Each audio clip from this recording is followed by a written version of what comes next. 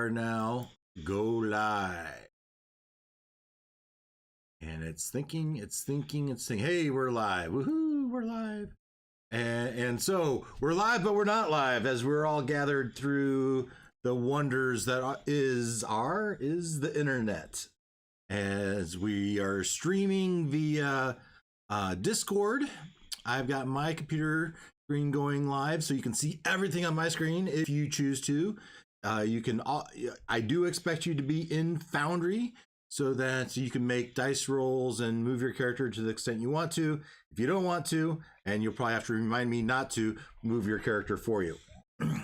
Noel is with me in my basement, and so I will be controlling his character to a certain extent. Although we are only displaying on my computer monitor. I thought for the two of us we didn't really need the TV. Half the time I look over and he's looking over my shoulder anyway to the computer monitor. So we are live here, and if I jump over to the Foundry screen, there's my Foundry screen, as we see ourselves last week, when last we met, the recap, or should I? Let's jump over to OBS. Before we get started, I would hate to disappoint anyone without playing our intro. Here we go.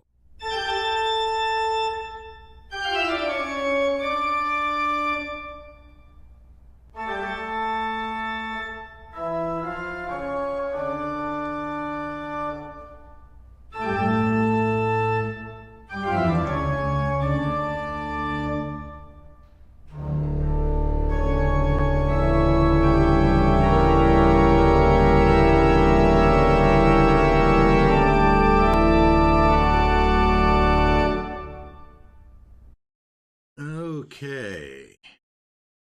So, last Thursday, just 3 days ago, 2 days ago, just a few days ago, we had our evening, and we are split in two, and rather Stryder's off on his personal quest, and while he does his personal quest, the rest of you decided to go take the attack to the wolves at the werewolf den, and that is what's on screen. So a challenge for me is to have this be meaningful. So I have in my pictures, and what's this called? What's that? There. Journal entries. In my journal entries, I have the mountain peak, and I can show players. But that wasn't the good one, right? That's not the one we liked. We liked the cave, mountain peak cave. Cave? Down here somewhere? Why is this not alphabetical? There's the cave. I like that one better. And then with that, I think I had right here Sangzor. And did I have a full picture of Ukalik? The Yeah, you shared her. Yeah. Did I share her in this? I know I shared her in the video recap. Yeah. But yeah, I don't know that you did it here. Yeah. Sort of like... So let's go ahead and we're gonna create an entry. And how did I spell her name?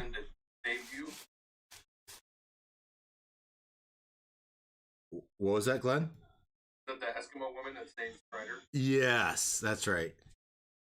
That's right. That's and at the time on Thursday, I don't think I had a name for her. But on Friday, Saturday, I figured something out. So we're going to create a new journal entry here. We're going to find the image. I think that's how I command copy. Let's find the image. And here it was called Eskimo. But I think she is NPCs, Strut NPCs. And then we search Eskimo. And the lovely. Select file, and boom, show players. Yeah, so in Stryder's part of the quest, part of the adventure of Thursday night, he flew up to the mountain peaks amidst the snowy conditions and he found. The thing is, if I go off this, I don't know where the image goes. He found the cave, and the Sangzor did not make himself apparent initially, so he went in and investigated the cave, and he saw that, hey, this is a tomb of their former elders, and as he was looking, it was pretty cool in there. Well, frigid, of course, but neat to see all these former elders entombed in this cave. And it's obvious to understand why they would revere this place and be sad to not be able to come here. But his mission was to liberate the cave such that they could come back, and that to do that he would need to defeat Sangzor. And so he put himself as bait to attract Sangzor, which he ultimately did. Now, one thing we didn't say, sadly, to complicate things even further, I'm sure to battle him, you are shedding yourself of your cold weather gear. And I imagine, Christian, you would have done that in the cave before you went out. Does that make sense to you, Christian? Yeah, I it makes sense if the cold weather gear would have hampered my ability to fight normally, then yes, I would have probably done that. So I don't remember who the roles that I didn't look it up for. I should have. I didn't think of it until just now. There were some of you that rolled better than others as you built your cold weather gear. I was not one of them. Yeah. So, and for the ones that didn't, you had disadvantage in any melee type of attacks while you wore the cold weather gear.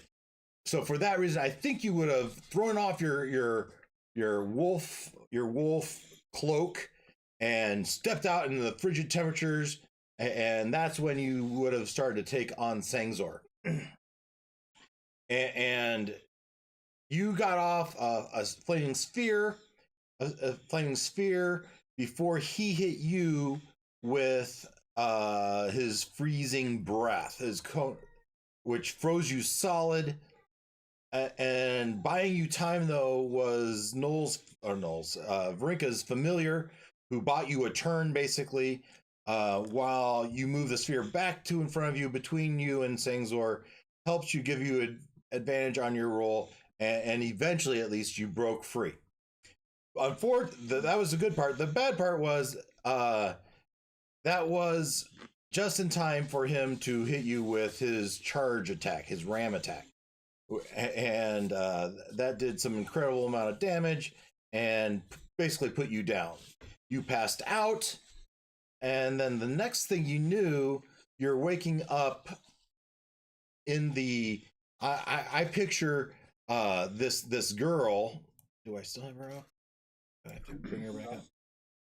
Ukalik. That's what I call her. We're seeing her. You're seeing her? Interesting, because I'm not seeing her. She's behind this picture. All right, so if I close this one, yeah. So I envision her. She's kind of got you in a almost a hug, so that you can have her body warmth, body heat amongst with you, and you're covered up in the furs, and you wake up with the taste of the berry in your mouth, and she offers you a second one, which you take, and that's where we kind of left you. So you had, when we ended Thursday night, you had 2 hit points, I believe. That's correct. And just as a point of clarification, I did hit Sangzor with flight for 46. Yeah. He's there's been a chunk taken out of him. That's absolutely true. Yep, I've got it hit here. The damage, and you hit him a couple times with the flaming spear as well. So it's more than just that one attack. So he has taken some damage. So I guess a question, as I think I said in my recap video, is how much time do you want to spend? Right? So you're not, as you come to, you're not sure exactly how long it's been, right? You might surmise it was enough time for this person to have clearance to feel like she has some amount of safety to go get you and drag you in.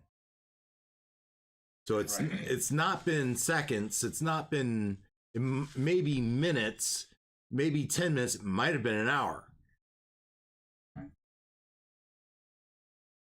So, but you come to, and that's kind of where you're at. So I think we just start with you. What would you do next? Okay. So what I would do next is I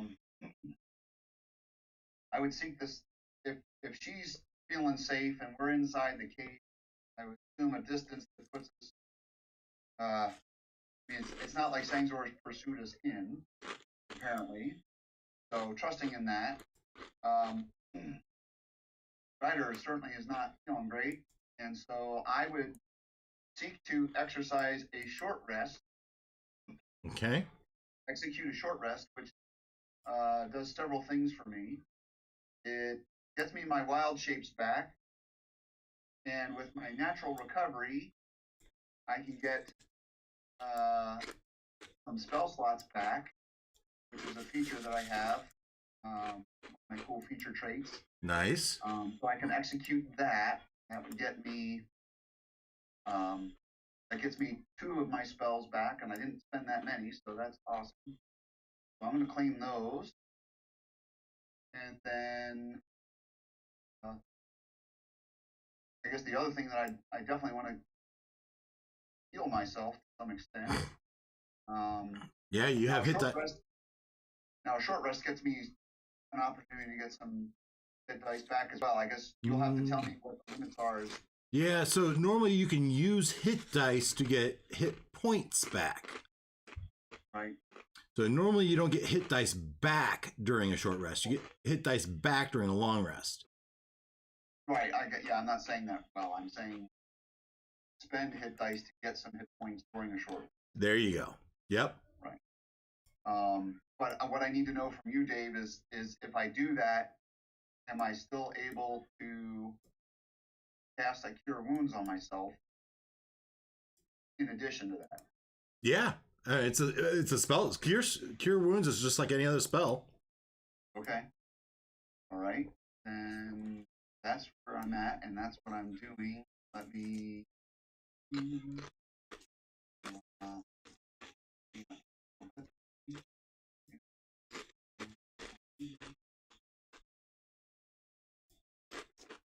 Do that. Oh.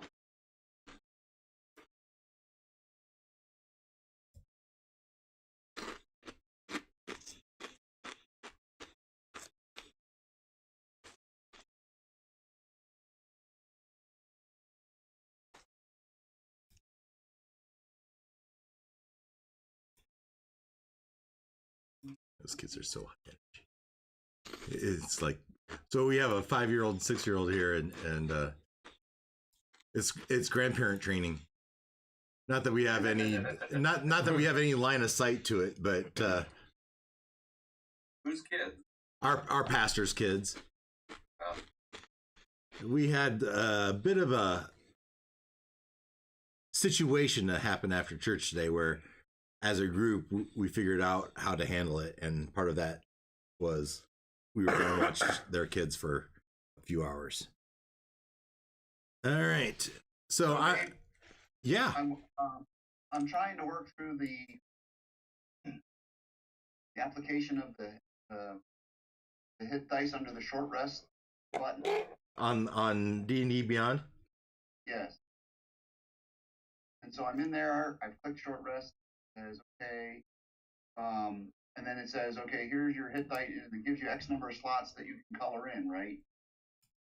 And then it says roll those hit die. One thing to do, and then underneath all that, it says take a short rest. So I don't know. Do I do the hit die first and then hit the short rest button? No, I think you'd hit the short rest first. It doesn't execute the short rest effect until you press the button. That's what I do. Okay. It sounds like it might not matter. Might be able to do it both ways. I think I've always had to type in the hit points manually whenever I take a short rest. Okay, but if I fill in those cues, Yeah, that'll mark off how many you've used, and then like when you take a long rest, it'll put the appropriate number back. okay, We trust your rolls, man. you give me the opportunity to roll them. That tells me how many I get, right? Yes. Okay. You How many can hit points you get? you can also type in the formula in Foundry if you wanted to. Okay. All right. I'll try that.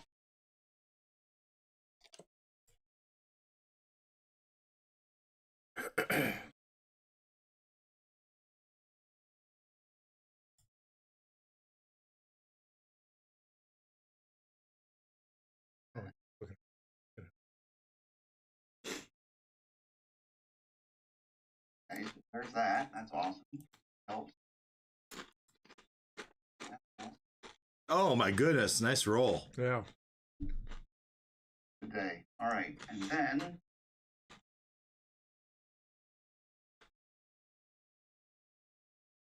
I'm going to cast your wounds. Okay, like that. I'm going to do that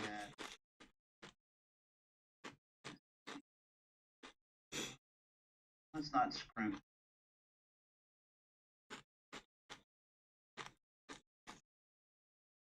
Okay, we can do that. All right.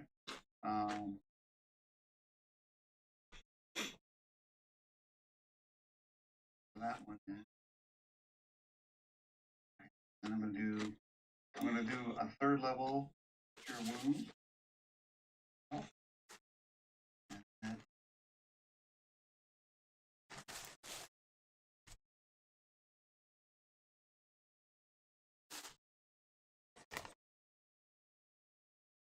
That.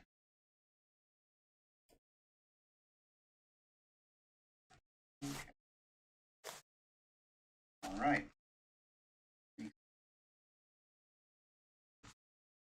44 points. That's a lot of hit points. That's almost as much as he took out with one cold attack. Right. Okay.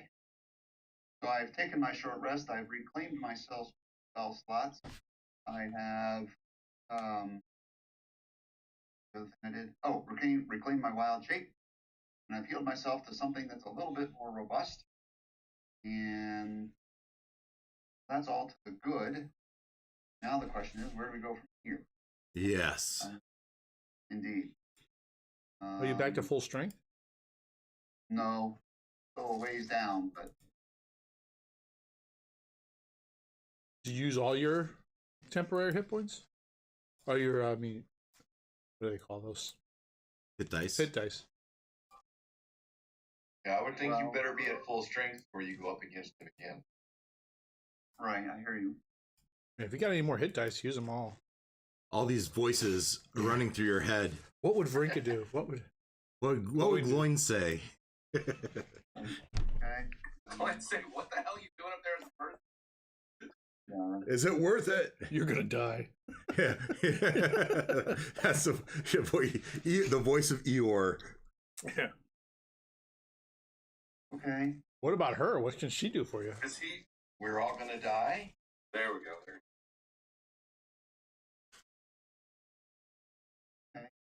All right. Well, then we'll just say that I mean, Amazing how my I'm temperature going goes to up. burn all these hit dice. What I'm hearing. Well, Recommended. up to you. Yeah, it's all you. I'm gonna hold more time.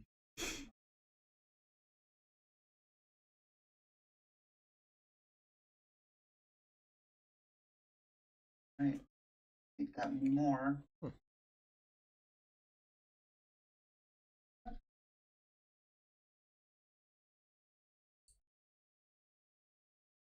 Then roll.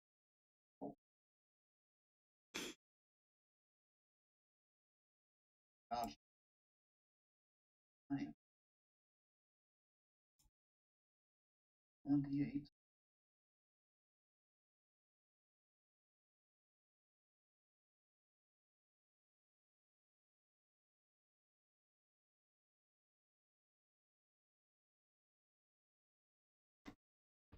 Go.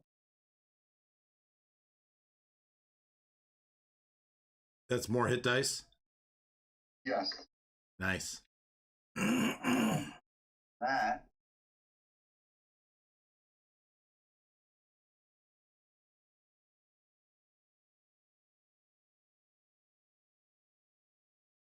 Be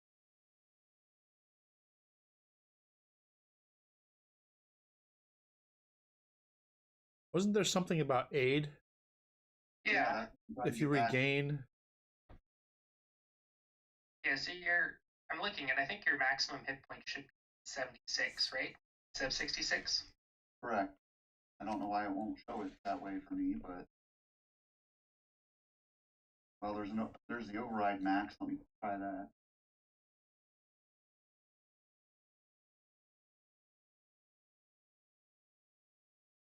No, that didn't do it. That wasn't nice. I typed them in on mine. I always do it in the temporary. max HP modifier.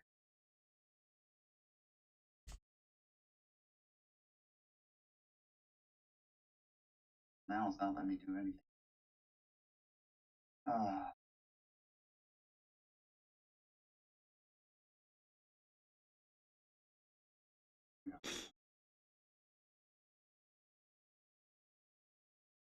Well, it's not letting me do that, but we'll just.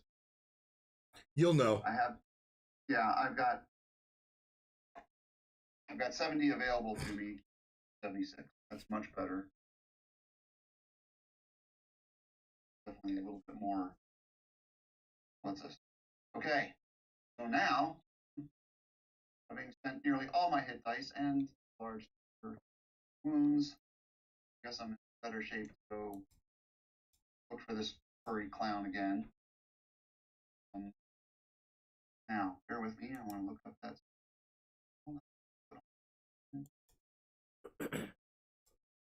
Eight.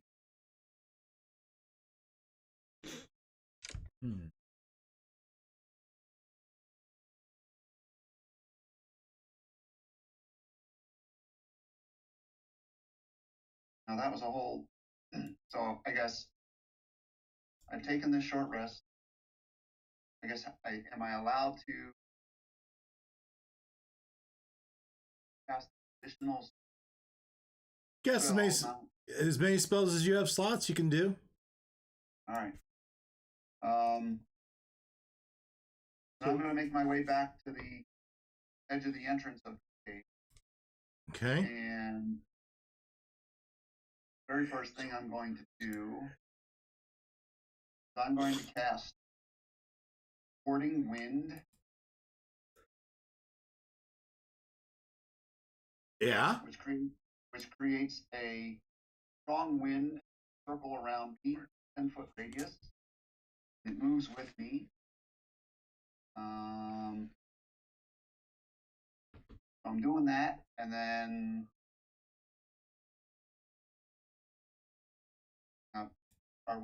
I'm still seeing the werewolf cage. Is that where we still are? No.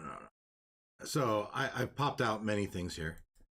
Here, show players. There's Ukalik. You should see that. And I got a lot of things open here, right? Mountain Cave. Here, show players. There. See that? Not yet, because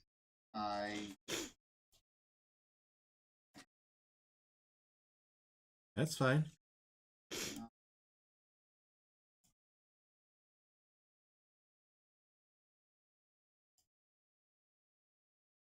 So I just added Mountain Peak in the journal entries such that everyone can be an observer. So you should be able to go to the folder looking icon and open it for yourself whenever you want.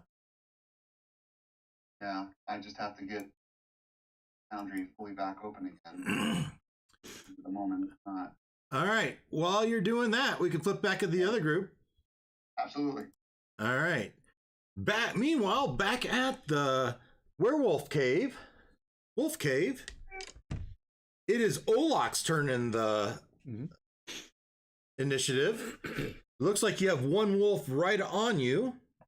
Yep. As we recall, we were battling the wolves. We dispatched at least 2 werewolves.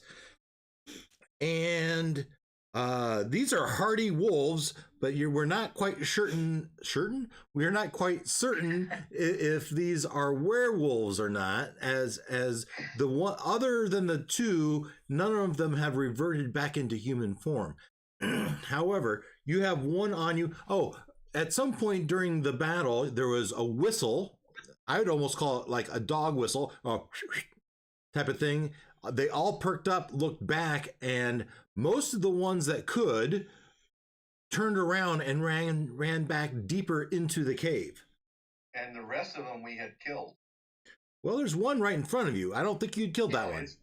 It's dead. It's laying there dead.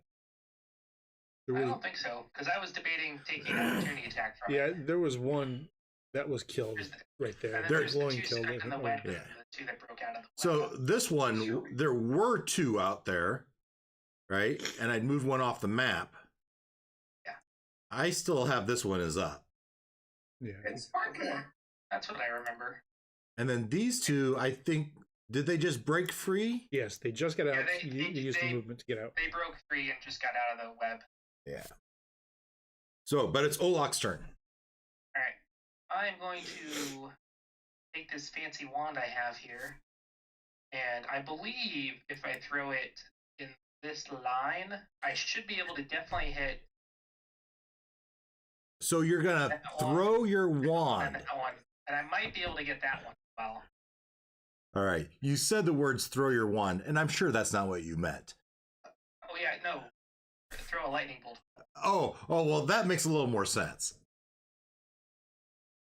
So it's a straight line with the 5 feet wide. So I think if I angle it, I should be able to. I can definitely hit 3. It's just a matter of if I can get that one in the mix as well. So, like that. And you're going to get 4 of the 5 that way. Okay, Fair enough? we'll do that then. Yeah, and I'll do 1 charge. So it's a DC 15 Dexterity saving throw on their part, and the 2 that are stuck in the web are restrained. So I believe they have disadvantage on it. Yeah. I agree with that. Oh, that's a lot of low number. Oh, maybe not. 27 points of damage each. All right, first the close one. And Smell burnt hair. yeah.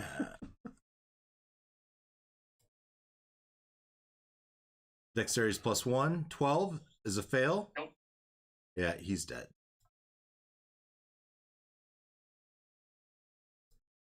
This one with the normal roll. Oh, big fail. 27. I think these guys have more than 27. They do.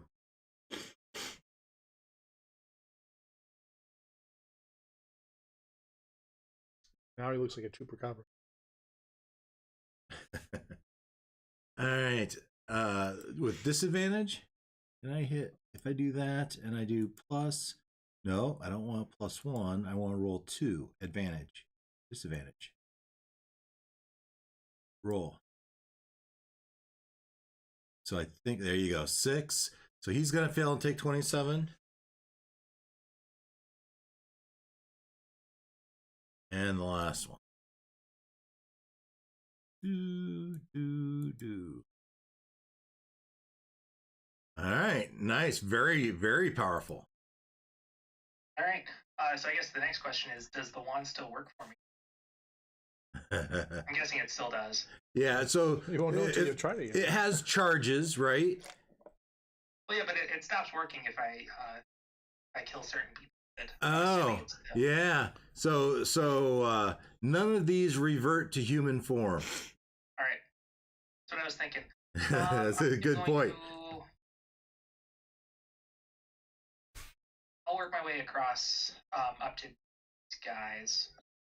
I'll move my 30 feet to that side of the All right. abandoning the saw by the wall. And that'll do it. All right, Gloin, you just saw a lightning bolt streak across the front. You hadn't seen that yet. Leonard. That is true. Am I muted? No, I hear I you. hear We you. can hear you. Yep, your turn. Yeah, so let's see here. I should have known I was next. I haven't exactly added.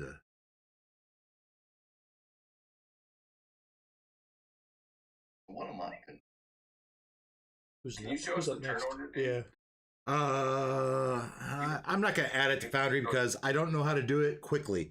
So let's review it though. Olak, Gloin, then their turn. Katota, Irina, Verrinca, then Ruckus. Yeah. So we have Gloin. It's his turn. On deck are the wolves, and then it'd be Katota. Remind me, and I'll tell you who's on deck next time. And when you get a second, I can't move myself. Boundary. Okay. I can move Olak up. Okay, so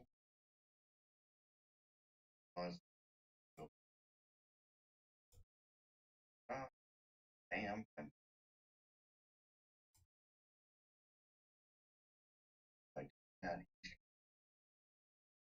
Why did you have to put up your name on? Kind Is there a of. sign token? Hindsight, I really shouldn't have, but oh A well. sign Did you token? see it? A sign token. There you go. So we still got 4 wolves there, right? Yeah, the Do two what in the it back do. are restrained. It'll take a minute to get out. Fine. Centered is so this. Understand this is a 20-foot radius. I don't want to hit Olak. Oh, Anyway, yeah, up there. And I don't. Now try it, Glenn. Third level right off the bat. Yeah, Glenn, you should be able to move him now. But God, I don't want to hold back and then we get guys killed. Well, you saw at least, I'm going to say 6 turn around and run away. I know, so there's a lot more. Yes. You're tankish, right? Yeah, I'm going to do it. So center a fireball so that I hit all 4 of those, but not Olak. Okay. Easy enough. 20-foot radius. Yeah, easy enough. You hit all 4. And the web, right? So somebody. It's a 17. It's a 17 dex spell. All right. Any 5-foot cube of webs exposed to fire burn away in 1 round, dealing 2d4 fire damage to any creature that starts its turn in fire. Well, they're probably all going to die. Yeah, how much when their turn starts, the 2 that are in there are going to take an extra 2d4 fire damage. How much damage did you do? 26? 26. Yeah, so the What two, hell? these 2 are definitely dead. Even if they pass, they would die. So is that third one. Yeah. So this third one, if he took half, yeah, he would be dead too. So this guy, though, we're going to give him a dexterity chance here since he hasn't taken any damage yet. Fails and takes 26 points of damage. Yes. All right. Which is It's not enough. He's Yeah. the one I missed. Pretty sure Irina can finish him if you can get close enough. he's right next to Olak's going to take. That's gone, right? The web is gone. Yeah. The web's technically still there for 1 more round. Yeah. If things come running towards it. Okay. Okay. What a time. Yeah, a burning web of I fire. wouldn't expect them to run into it, but it might I be awesome. charged into a burning web of fire. Okay. So did you moved a little bit? Anything else from you, Gloin? No, I'm not, I wasn't planning on moving, so I'm fine there. All right, wolf's turn. So this guy, he's oh come on. Are you thinking he's left decisions? Yeah, He's gonna run for it. he absolutely he's gonna run for it. He's so, but he's got a burning web of fire, and the wolf's movement, I believe, was come on. So 15, 30,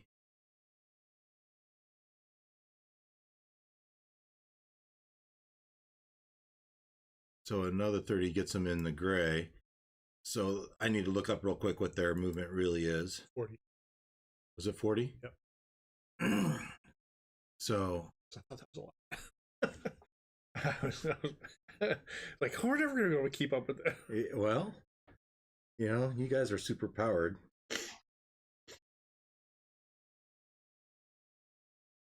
Oh, so much to keep track of. And I apologize a little bit. With the little chaos, I didn't have my normal amount of prep time. Not that I should have needed it. Their movement's actually 50. Yeah. So he goes around the corner and up. Some of them round up the stairs, and they come back around this way. You see 4 wolves dash up through the web. You can see the in the background, some wolves slink up to the platform where the guards were, and around and back out of sight as they seem to be retreating.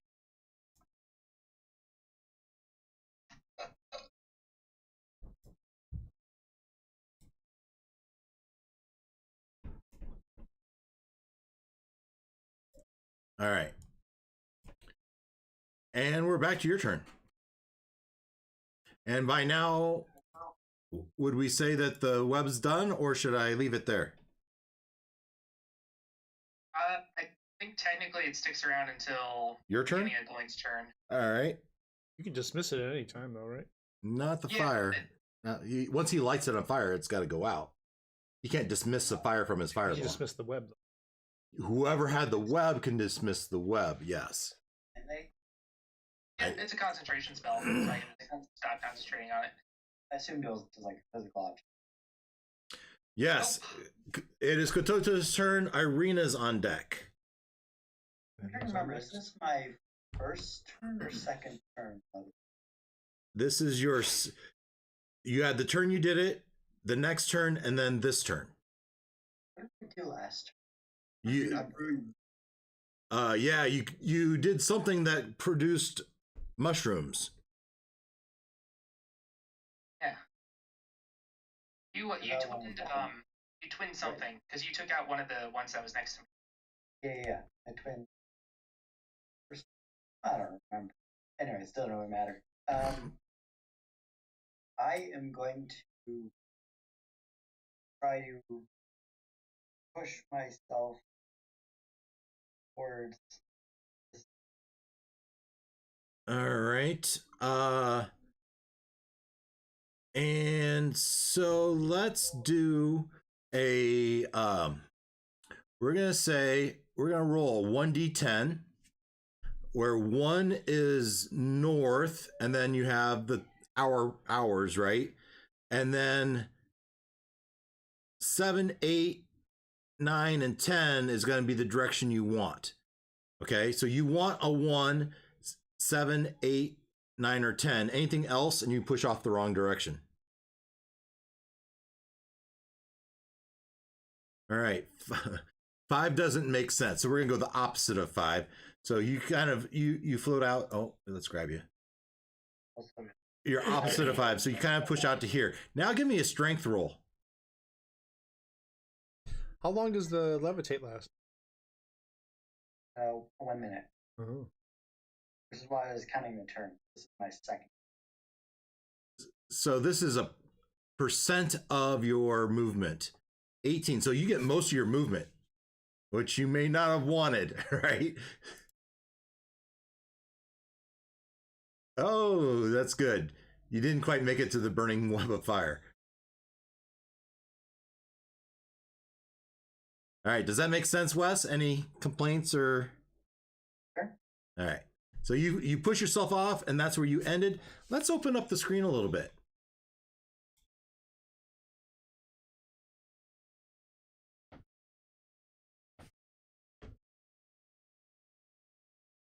That is not the one I wanted.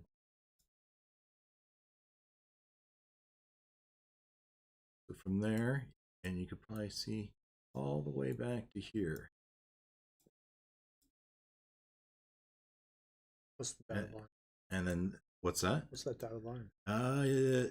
So as you look down the hall and you see the lights are lining the cave, you can see that there is where a lot of the cave to the west side is in shadows. In the middle of the cavern there is a shining daylight, to the extent that we have daylight, is shining from the ceiling to the ground. Yeah, like a pool of light. Right. A pool of light that's half on ground and half on a shimmering surface that you would surmise as some sort of water source. Yeah, so I'll pass that message back. They're like, hey, it looks like there's some water down. Yeah, and then from this angle, you guys probably would be able to see down this way as well at this point. Yeah, that seems like what you could see. You can, as you look forward, on the other side, the cave ends, and then there's a little bit of a bluff, right? Like another step, if you would, maybe a 5-foot ledge, and you can't really see beyond that. So that's what you see. Now, to the north and to the west, it's a little bit difficult to see because the web is still there. Web is lightly obscuring. Well, and then the fire as well. So. Yeah, fair enough. So you still have an action.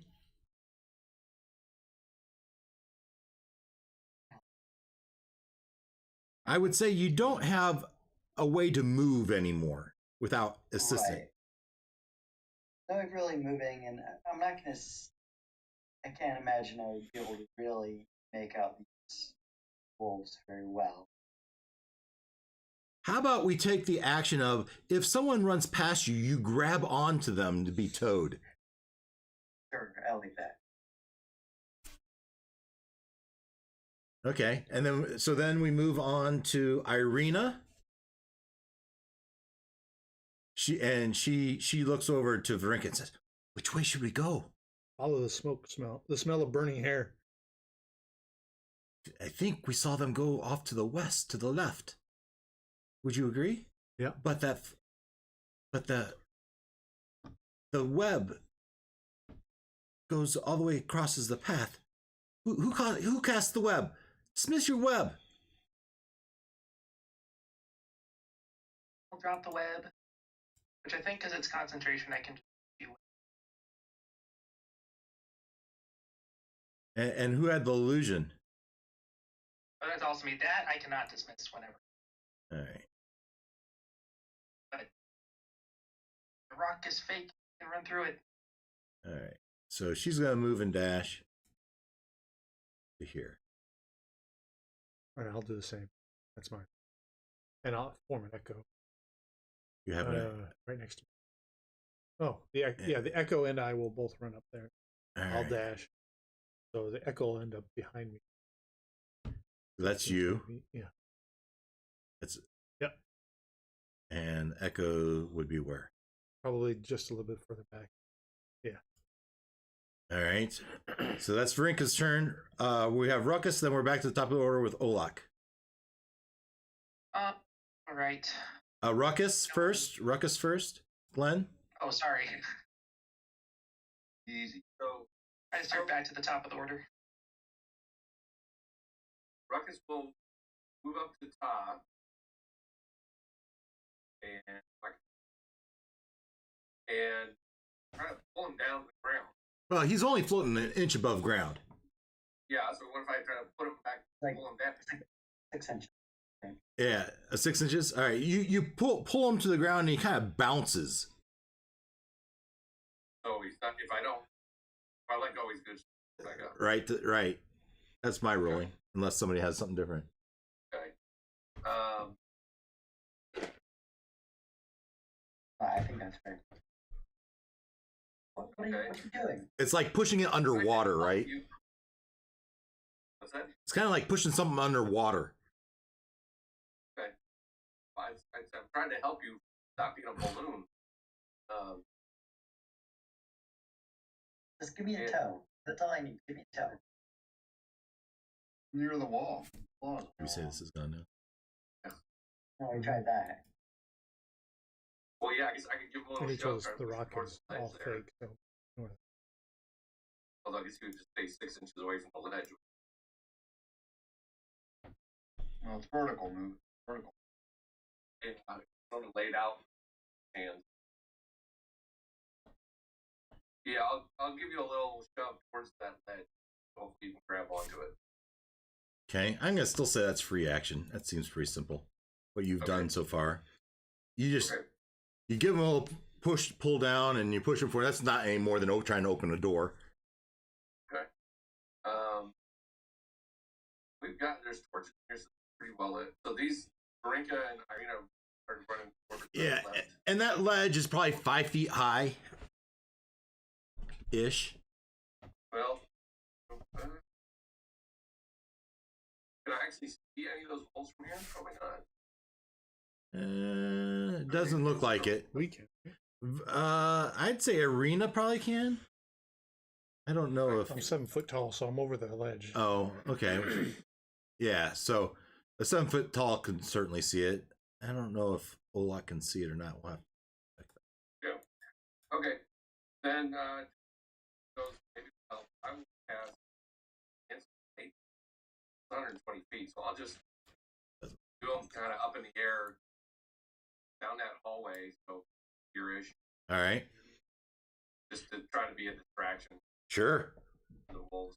I'm just gonna put And make this so they can't hide in the corner or something. right. So kind of So, here.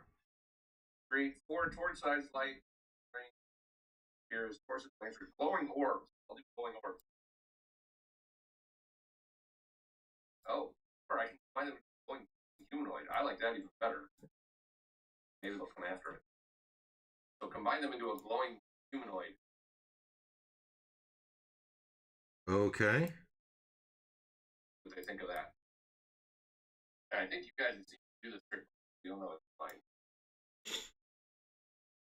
Is that? I don't know what your range is, but that seems It's 120 feet. Fine. should be. Is that about where you want it? Sure. Because I know the wolves are down there somewhere. But I don't Right. know where they are. That's fair. Distraction.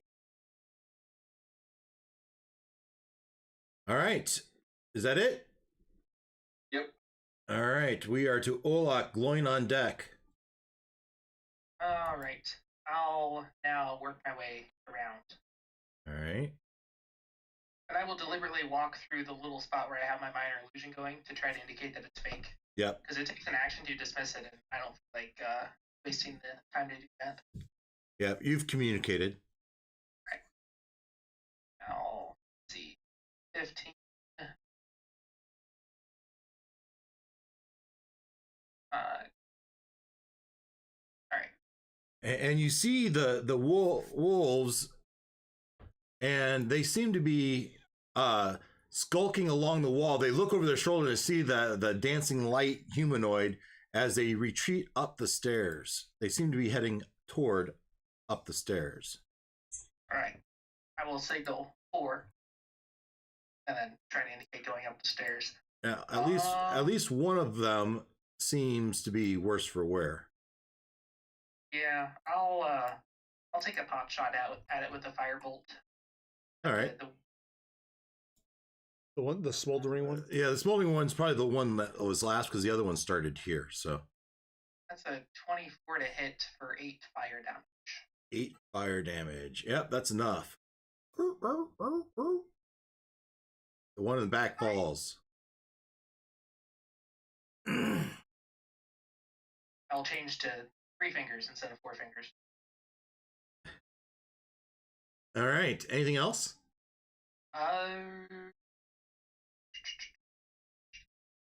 I guess is it dark? No, Like, they have it. It has these lanterns, so it's well enough lit. Okay, nope, then that'll do it. I mean, it's got these shadowy corners, I suppose, but it's well enough lit. Yeah. Okay, we are to Gloin. Party's leaving without you, bud. Leonard?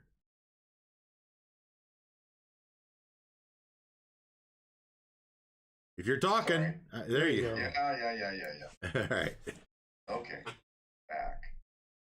Okay, so 25 feet. I think that'll.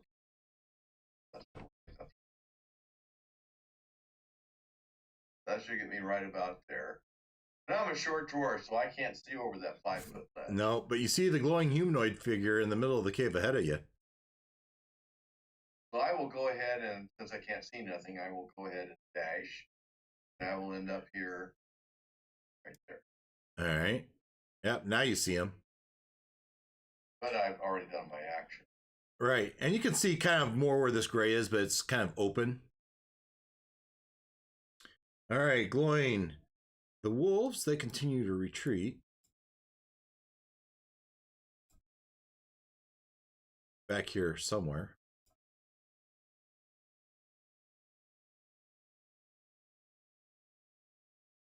Okay. Katota. You've been pushed into the ledge and you grab the dirt. It reminds me of ice skating or roller skating, that for people that don't know how to do it. Standing on ball bearing.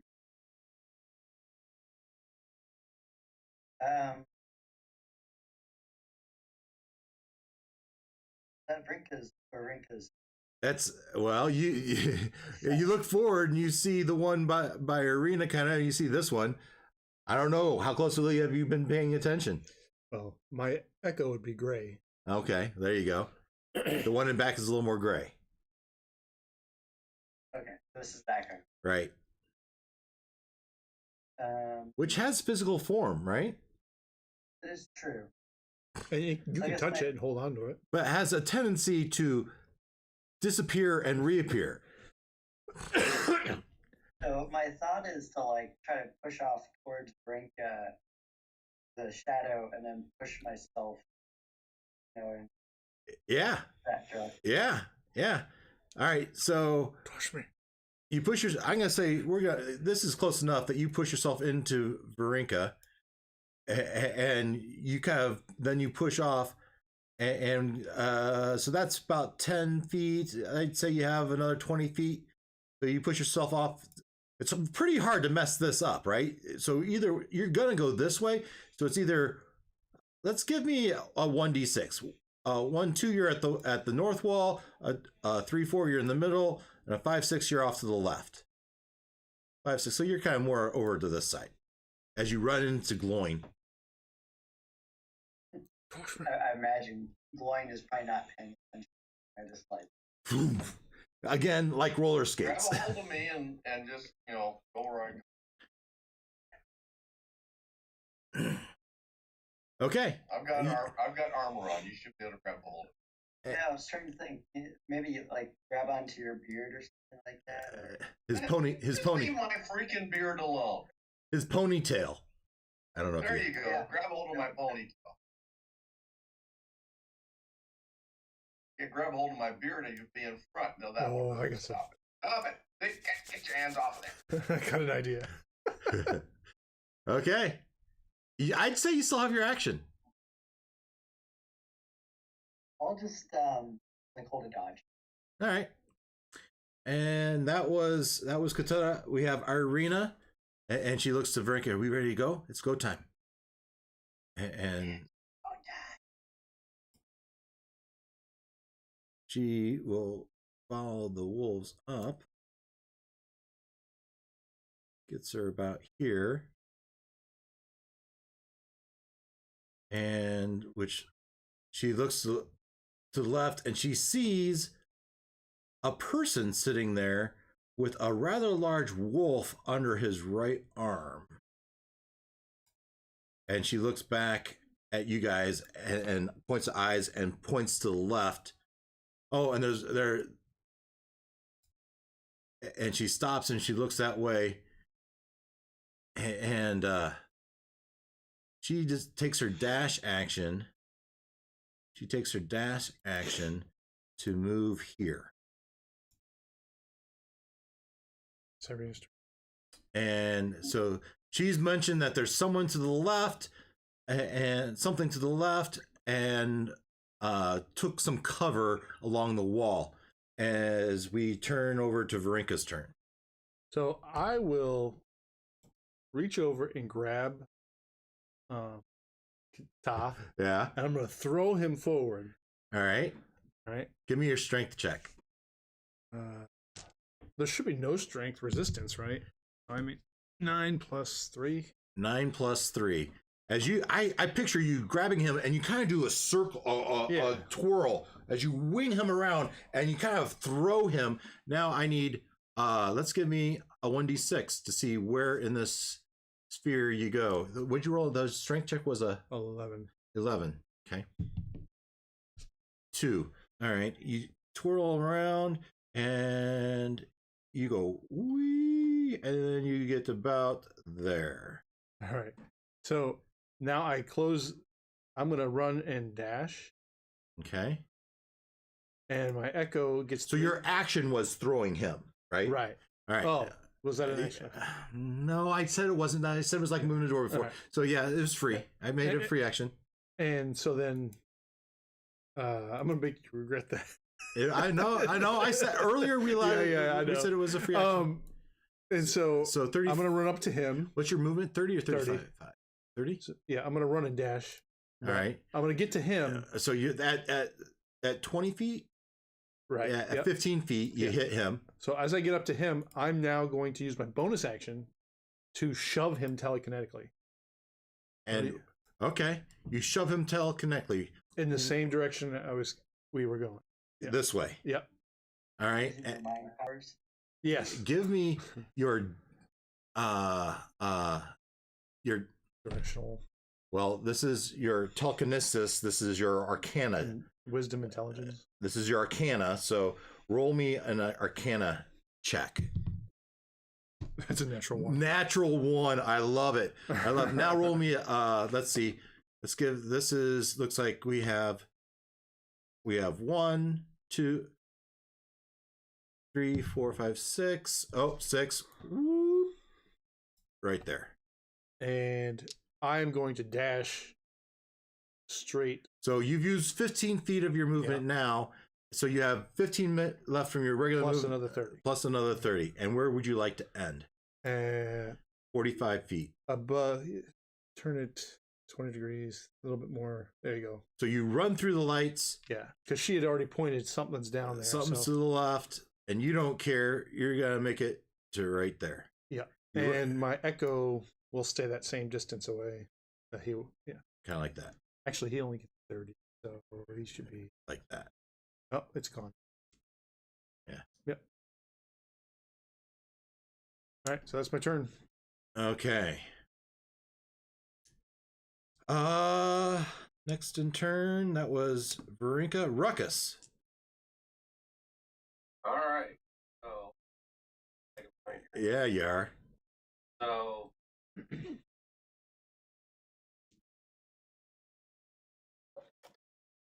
Moving a dash, just a move.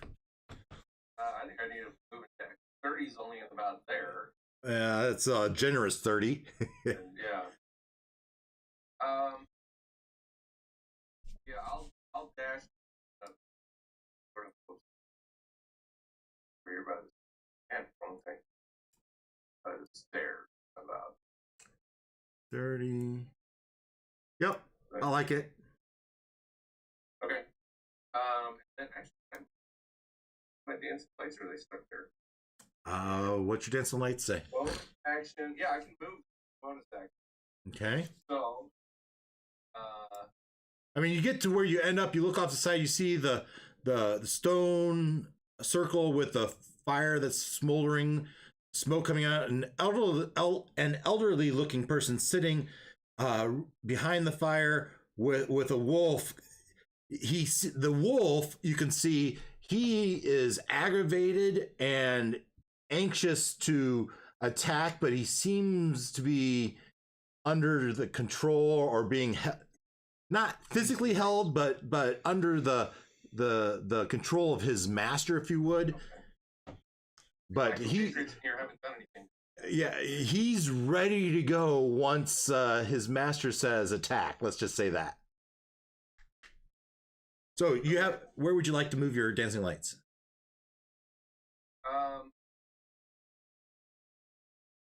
Yeah, I'll just leave them there for the moment. At least the humanoid will. I don't know how. It's just sort of a glowing person, so it doesn't even really have a face, does it? Right.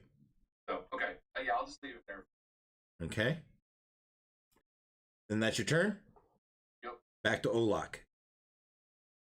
Okay. Well, I've just heard tales of something being off to the left, so let's go investigate.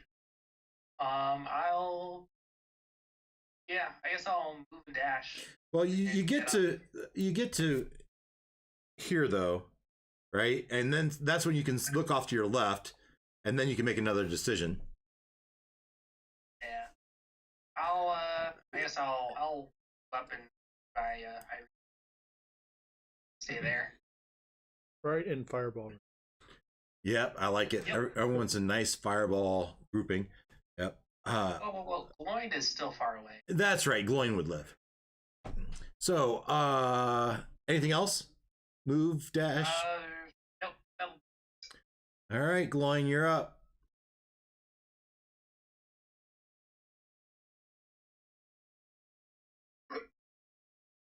Yeah, the only way I can get up there to see is a run and dash, so. And I don't know why you guys are being so mean to me. I don't just automatically throw fireballs. Come on. No, we're saying the other guy might throw a fireball. That's not. I don't want that to happen.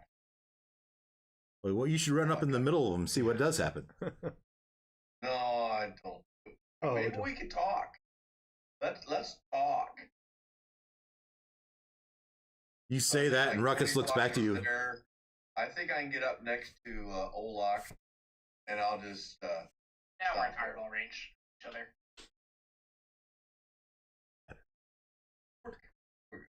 All right, you move and dash, and you look over your left, and there's that old guy just sitting there, and he looks over and he goes, "Adventurers. It's been a while since we've had adventurers in our cave. For dinner. Why do you come here and disturb us so? You come here and kill us like we're, I don't know, helping Strahd. We don't animals, help Strahd. beasts, mindless murderers. Tell me, if I were to come to your village in search of a murderer, should I kill your entire village?" You've already tried to kill us once. Or I have done no such. Do it again. A pack. I have done no such thing. Right. No such thing. I've not tried to kill you. I don't even know you. Who are you? Why do you come to my cave? We've had wolves attack us in the woods already, not multiple times. Did it look like this wolf? I suppose you'd say all wolves look alike.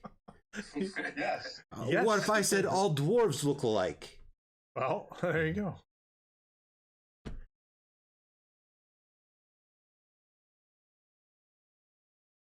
We're all under Strahd control, and you're working with Strahd. We're not going to have it. Well, he is the leader of Barovia, and he is so powerful. It's not wise to stand against Strahd. He's our lord. Some lord. Yes, but what are we to do? Fight for what is right. From our standpoint, fighting for Strahd is right. Well, there we go. And then you're going to die. Then I guess we're at an impasse. So I sit here with my pet Kanya, and you're just gonna slay us where we sit. If that's what it takes. Why don't you come and have a seat, and let's talk this through.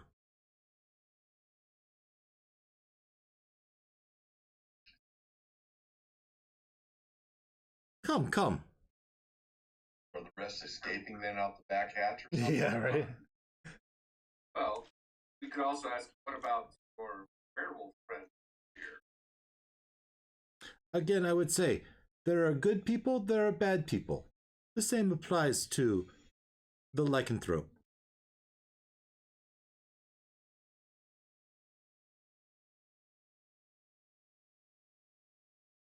Tell me, are you a good person or a bad person? How do we tell apart the werewolves, bad werewolves? How do you tell apart a good person from a bad person? By their action. Exactly. So you would judge us all by the actions of a few of our kind? Should I judge you, dwarf, by the actions of all dwarves?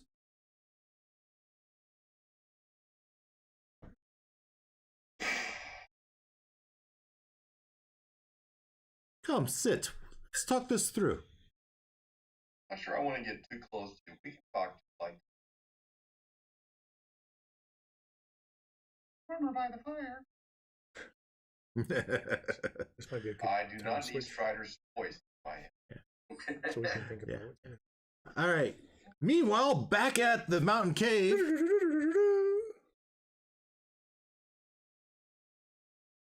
So, we're in the mountain cave. You've just did a whole bunch of healing. Yep. Now what? Now what indeed? All right. Get him, Strider. Get him, Strider.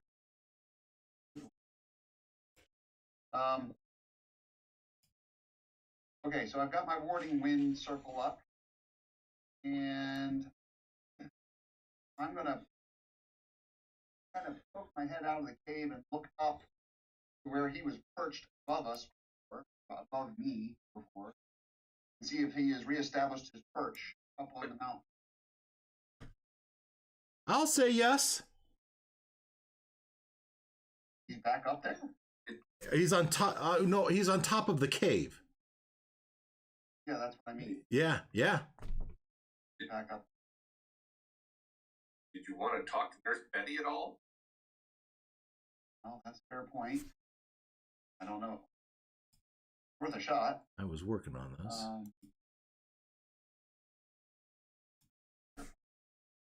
So I peek my head out as he's looming up there. Yeah, I'll turn back and see if he.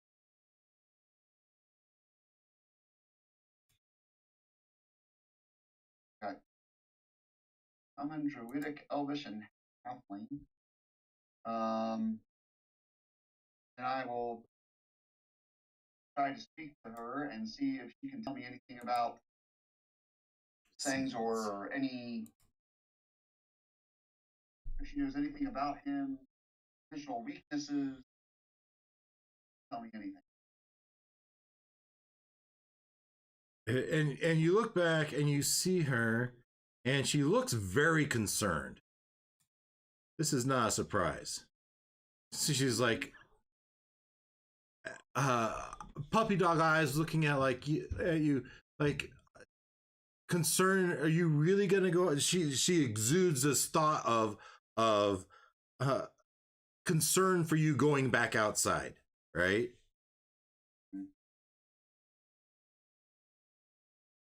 And she bends down to the ground and kind of like she like her other of her kind, she draws a picture in the snow and come on.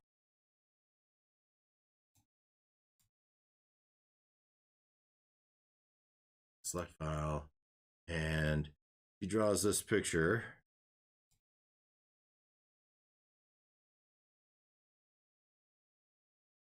And then she puts her hand on her chest, taps her chest.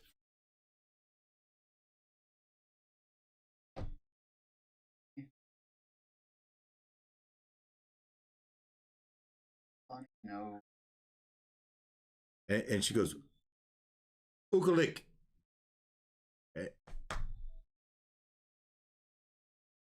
And then she points at you.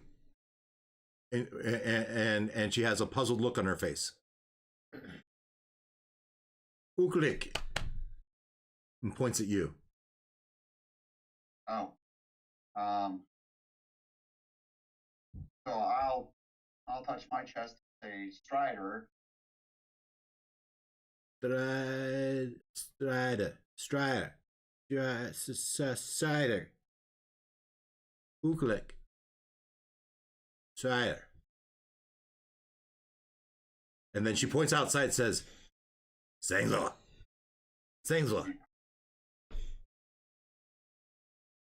And she shakes her head, no.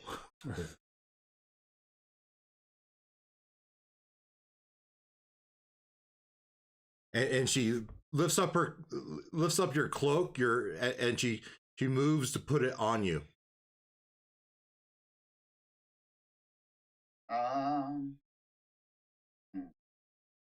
It's not threatening. It's a very... Yeah. No, I get it. You don't have to go home, but you can't stay here. The cloak is a potential hindrance, right? Oh yeah. If you could do any melee attack at all, you'd be at disadvantage. Right. But it probably doesn't hurt to have it on while I'm standing here in the cave so I don't myself out. That's a fair point. So I'll let her put it on. I'll let her help me get it back on while we're standing here discussing names and her admonition not to go out there, and faintest idea what a bunny nose means. Up on his nose.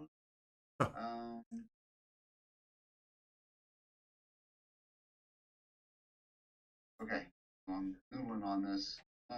Don't overthink that, man.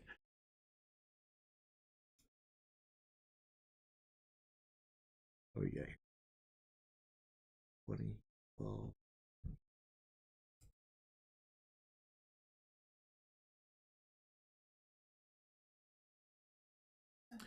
She opens up her pouch and she shows you the inside of her pouch, and you see 7 berries. Okay.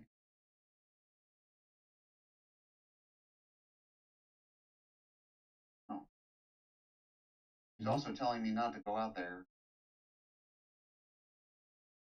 So that's kind of confusing because it's like, I can help you, but I'm taking away from her showing me the berries. It's like, I have a way to help you, but don't go out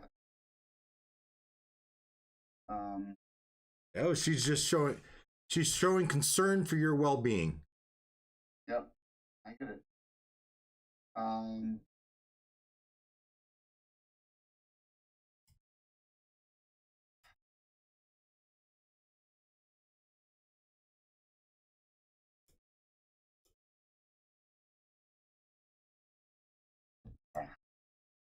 Well, I'm kind of at a loss. Yeah. I need to beat this thing. Yeah. I need to beat this thing. I've healed myself up as best as I can. I've got my sporting wind up, which I got to put back attack. Yeah. See how that...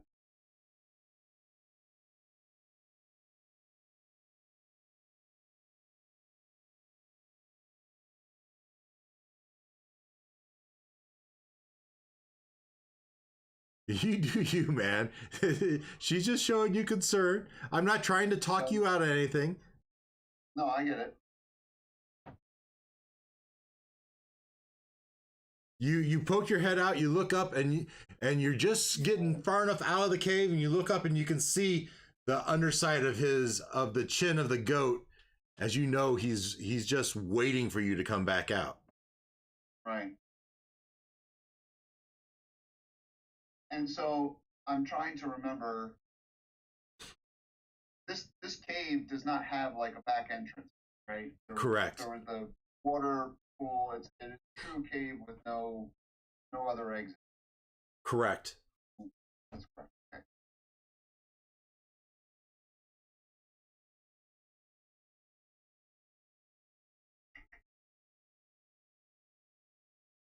You want another 5 minutes? Should I go back to the other group? Yes. Okay. All right. Back here. So we were debating what we want to do. He's trying to engage you in conversation. You guys are leery. and Gloin was the last person. That was his. That was the last turn. Gloin was the last person to turn on the wolves' turn, if you would. this old guy engaged you in dialogue. And so we are to Katota.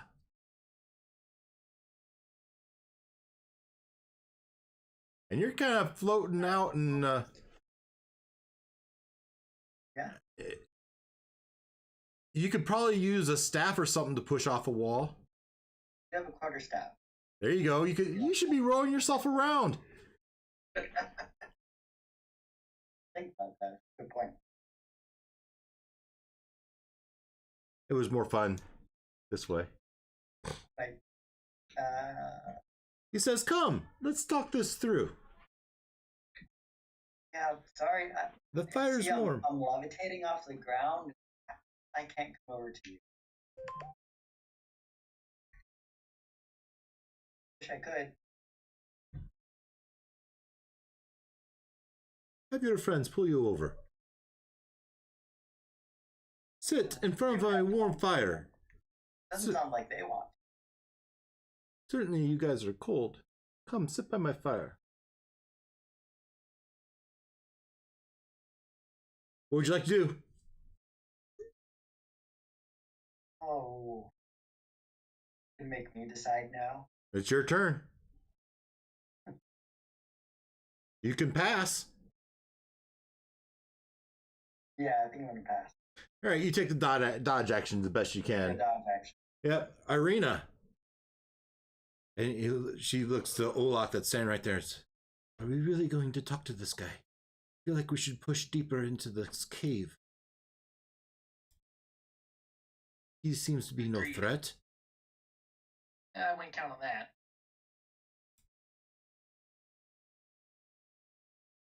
And she'll cross to Verrinca using 20 feet of her movement. And she goes, "Come, let's move deeper." And moves back to Katota and says, "Would you like me to throw you up these stairs?"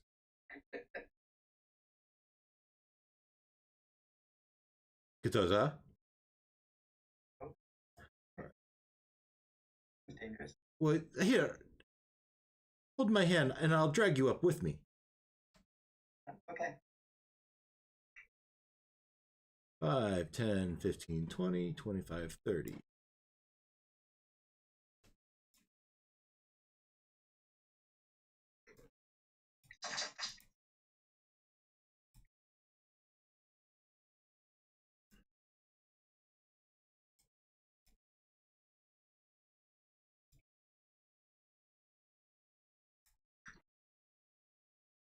All right.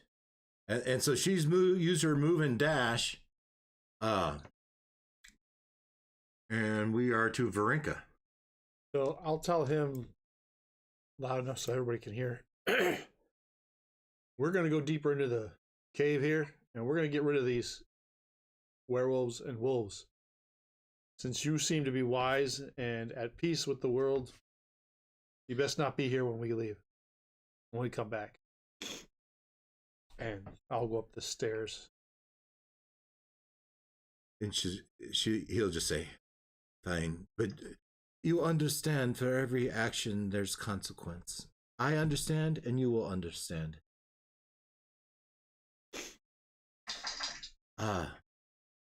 Kiril is certainly the man you're looking for. He is very vicious, a particularly vicious wolf. And and he leads by power. He's the one you certainly are looking for. But he will not be easy to defeat, I assure you. All right. So you move. Whatever my distance and dash. 5, 10, 15. 15, 20, 25, 30. What do I see up? Yeah, I'll go ahead of Irina. The distance that I can. 5, 10, 15. Well, I'll go to the left. Left? Yeah.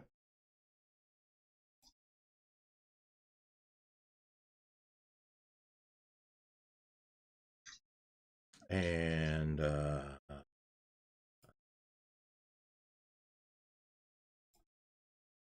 you see what seems to be a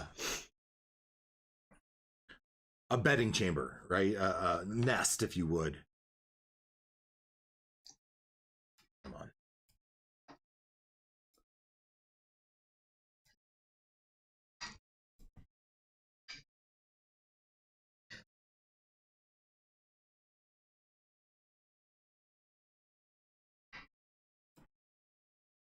Okay. So that's what you see.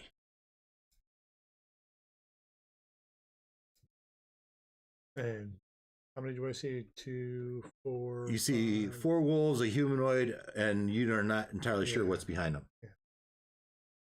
Yeah. You've used your move and dash. I'll signal them that there's At at least least 4 4. over and to the left.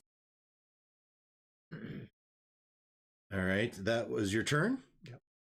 Ruckus. My bonus action.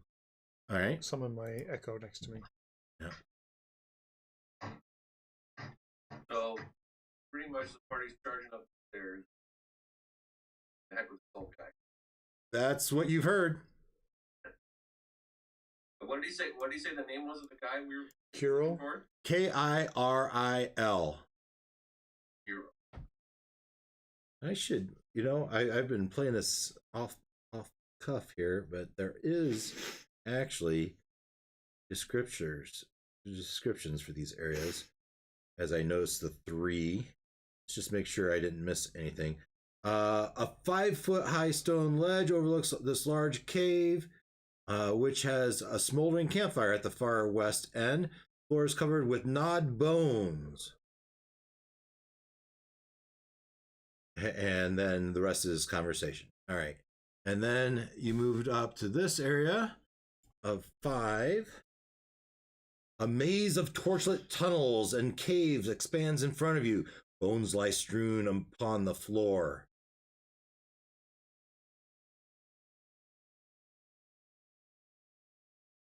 Okay, so I might yeah.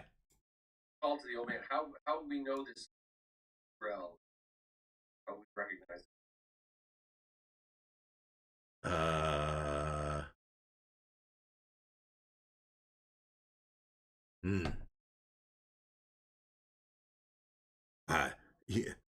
He will certainly introduce himself to you. And he's a werewolf? And he just laughs. Did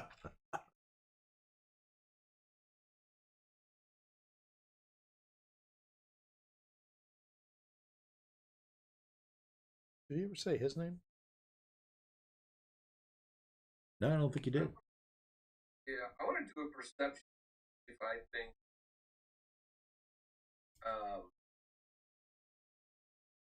this man as he seems, or has he got some kind of guise or something? Oh, sure. So, are you trying to do like an Arcana check, or are you trying to do an Insight check? So, Arcana check would be, or some sort of Illusion. yeah, like an illusion or something like that. Or Insight would be, is he telling the truth? Yeah, I'm more trying to tell guy. Okay. Yeah. Give me just a perception check. Okay. I can assist him. How would you like to assist him? I have a high. No, how would you do it? Like, describe it. I mean, he's 10 feet away, and Yeah, I guess. Okay. so you rolled a 14. So through the smoldering smoke and the wolf next to him, he seems to be legitimate. There's nothing indicating otherwise. I guess it seems odd that from your perspective that he could have such command over such a large and mighty beast as that large wolf that sits next to him. But he's not even holding on to it or anything. Well, you see a hand kind of stroking the back of its mane, but nothing, not like holding back a leash, straining against a leash. Yeah. He's kind of like calming it. Yeah.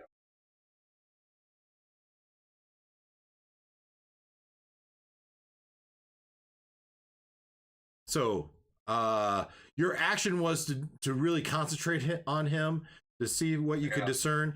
You still have a movement and a bonus action if you want it.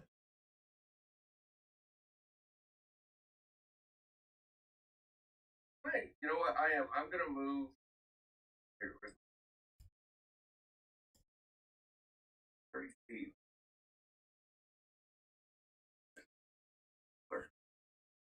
I want to end up here. Okay. Sort of split the difference between him and the stairs. Okay.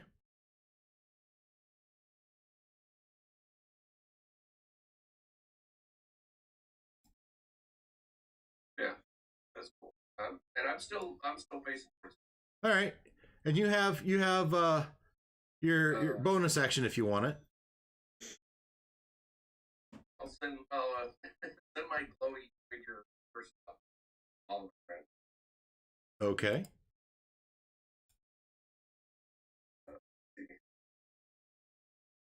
How far can it move? I can move it 60. Wow. So can you really move it further than you can see, though? Yeah, that's true. New spot within range. So, I mean, that makes sense there. I would also say you may be able to move it further. You're taller than 5 feet, so you can probably see down this corridor. So if you wanted to, it goes up the stairs for 30 feet and over. You could put it here or on the other path. It doesn't have to go up the stairs either, does it? It floats up the stairs. Yeah. So you go over the ledge, is what I'm saying. Oh yeah, I suppose you could put it maybe even more out, distance. more here. That's fine. Okay. All right. Okay. After Ruckus is Olak. Okay, I'll make my way to the stairs. Okay. I guess I'll move and dash. I can get up there. Just run there. Okay. Glowing? That'll do it. Yeah, go ahead, Olak. Go ahead. Nope, that will do it. All right, glowing. Oh.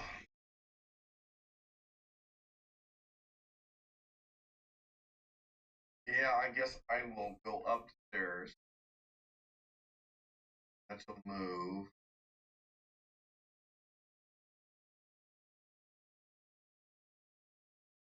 And a dash to put me behind Verrinca.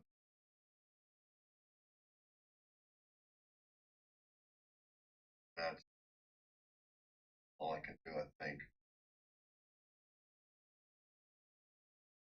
Did you? Yeah.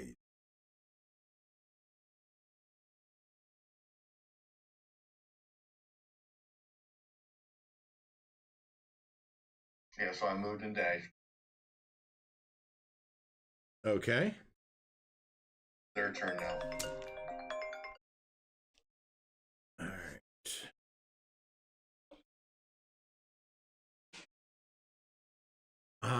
On their turn.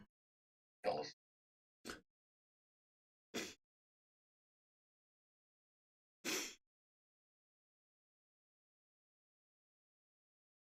He moves up to there. These three move off. And this guy moves to the middle. Right here.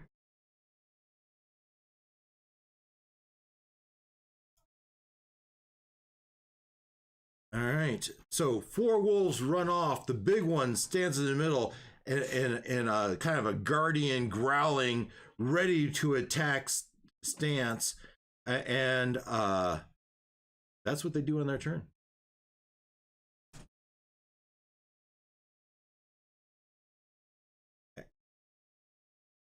And that was Katota. You're up. As you grasp as you're holding Irina's hand, and the glowy lights of Rux's glowy lights seem to float right over you, around you.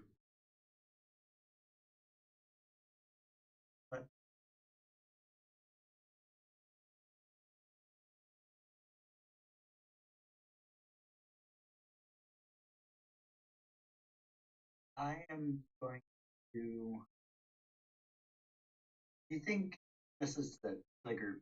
Do you think advantage in Constitution or dexterity more beneficial? To what? To us? To Or have. to you? In the battle, fighting werewolves? Oh, wow. I mean, are these saves or just checks? Constitution. Yeah, it'd be nice to have extra health points if you could. Yeah, Constitution goes with come with hit points. Yeah, they are just checks. They're not safe. That's a good distinction to make. That yeah, if they're attacking, you save check. Save against a poison. Constitution's going to help. Oh, you said it's not save. Yeah. That thought.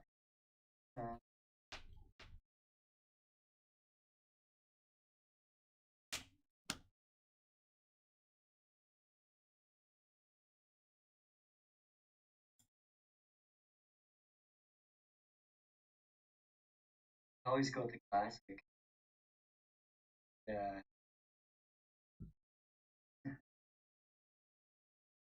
Yeah, sure. Doc. So I am going to cast Wind Haste on Verrinca and Irina.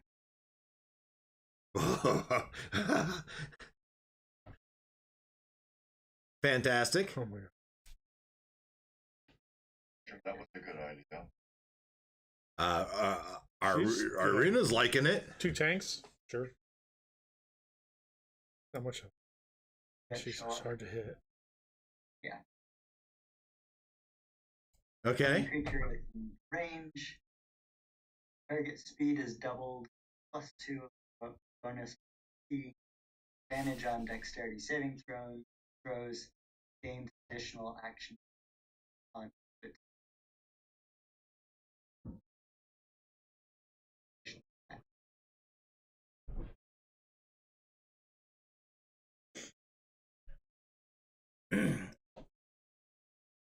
All right. Anything else? Irina looks like. It's, how much longer do you want me to tow you around? You can pass me off to Glory. But I've got the staff. I can probably make my way back. All right. Is your turn done? Yes. And as she pushes you almost a little bit too hard into Gloin, as she's energized, right? Now her base movement is 60. Is that what it is? Yes. And then she gets her. What did we decide? Base movement doubled, but then the sprint, whatever it's called, doubled. The dash. Dash is doubled, but then you also get another action, so you can take a second dash as well. If you really need to get something quick. All right, You can also team. use your main action to dash, so it's like you could go like 180 feet So round if you wanted. her 60 feet, I'll let this be a group decision, gets her here. As she is adrenaline filled, but she runs up there and she's just short of the wolf.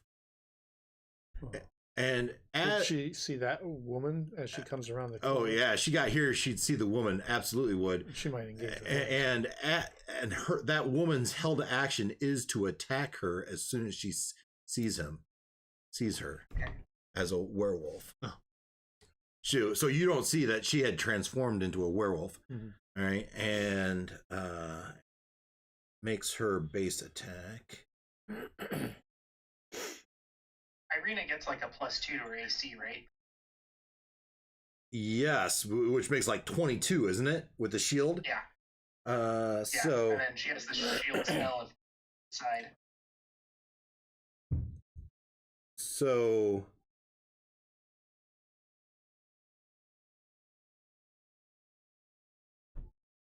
All right. So the werewolf attacks. This is only a +4 to hit.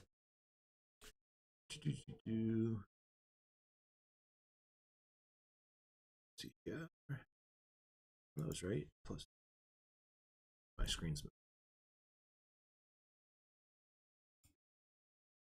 All right. This is going to be the bite. +2. Actually, +4 is a miss. And the claws. +4 is another miss.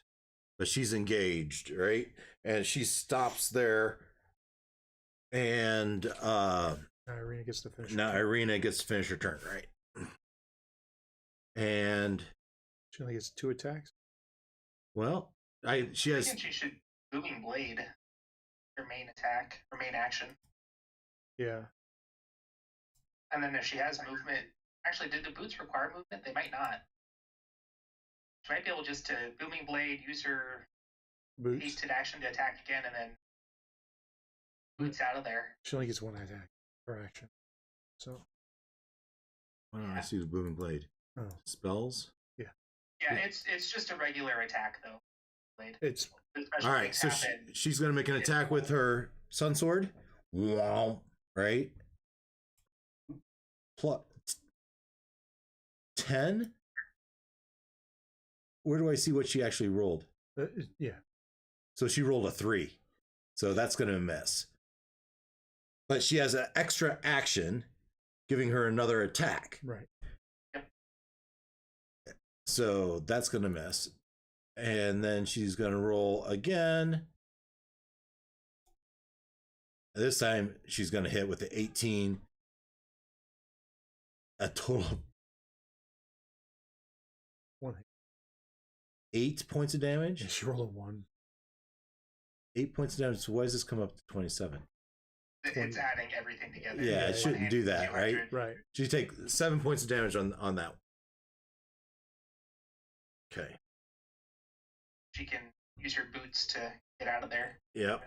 To run away. 15 feet, right? Yep, she can boots 15 feet. Then, I mean, she had still like 50 feet of left or something. Get back here, girl. Well, she's going to go boots 15 feet and then come around here for the rest of her movement. She's going to go right here. Right there. My turn. Yep. Yeah, after Arena's Verrinca. I'll take me right into the thick of it with that werewolf that just popped out on her. Yep, and you're hasted. Yep, and I'll take my first swings of 4.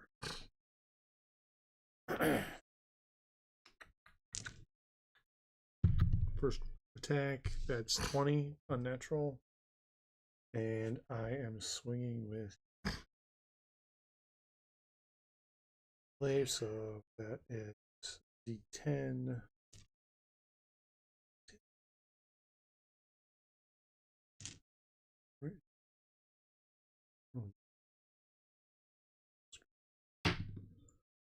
Three plus 3 is 6 for the first attack.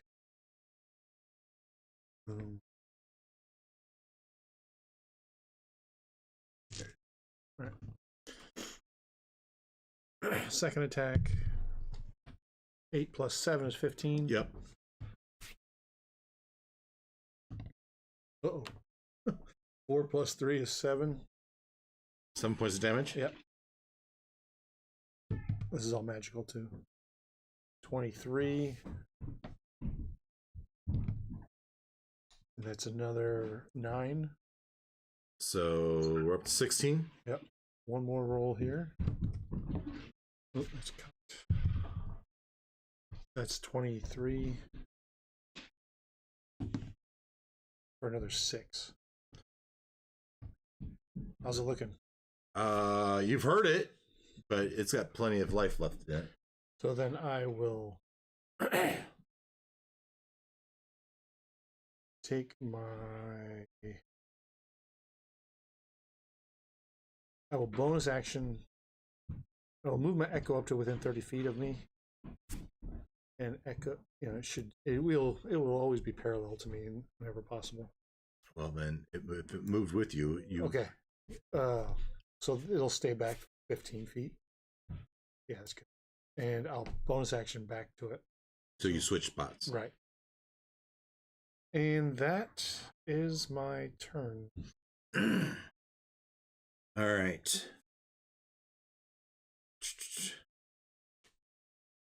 Now, technically, is your echo hasted? It wouldn't. I wouldn't think so, right? I wouldn't think so. All right. Verrinca, Ruckus.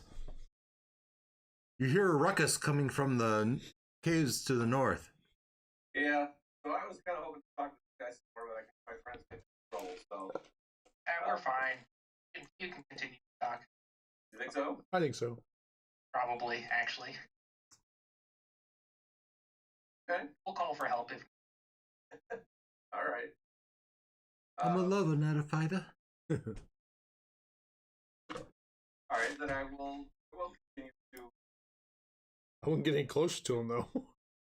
Yeah, no, I'm gonna stay up here, but I can still head up the stairs fairly quickly. But I want to still talk to him more. Say, this is impressive that you are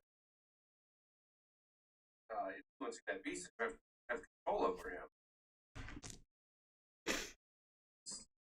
Tell me, is this all one pack here, or wolves and werewolves? Yes, so Kanya and I have been together for quite a while. I've known his family, his line, for generations. Yes. But you think, as far as the wolves now prowling at night, scaring people, or been his lot? Well, we are just one den of Barovia. There are many, I'm sure.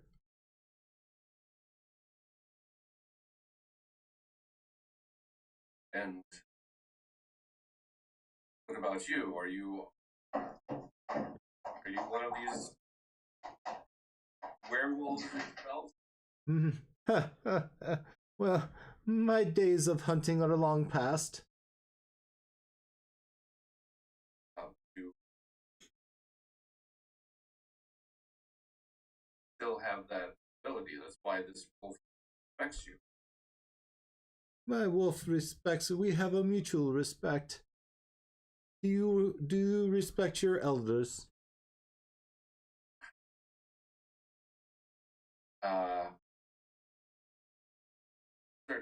Certainly I was taught to. Who would be the elder of our characters? But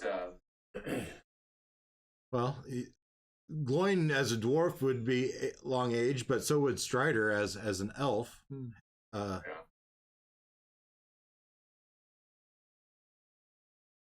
I'm curious. My friend hell bent on driving in deeper, and you and your companion there, your wolf, just sat and watched. What would you have me do?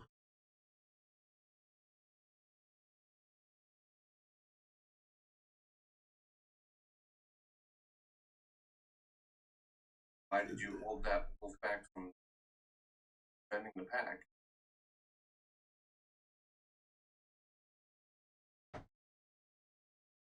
If I let Kanya go, I would be at a disadvantage if I needed to defend myself. I keep her here for my own protection. And wait, what was the guy you told us to look out for? Kiril. Oh. This one else? Okay. Yeah, I should write that down before I forget it.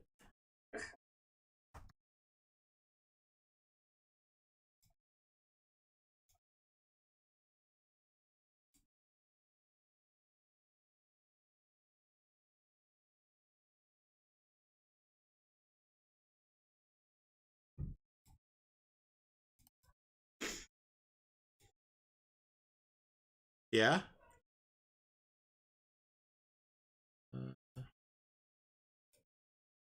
Name.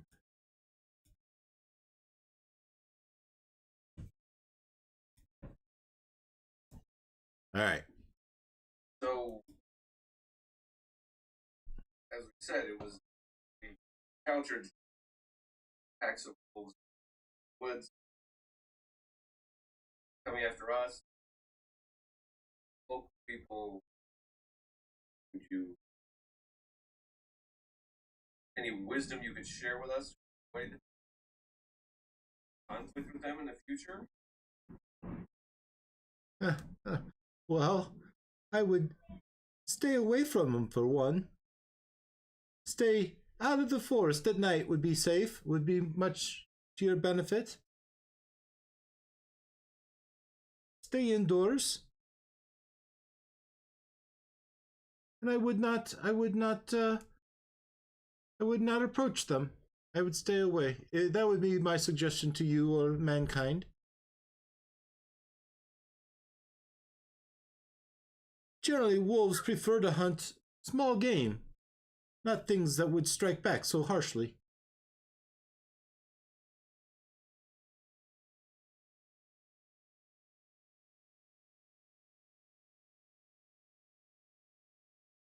Okay. I can't think of anything else brilliant to talk to them. That's no All problem. right. I mean, that's you. You've had your 6 seconds, right? Yeah.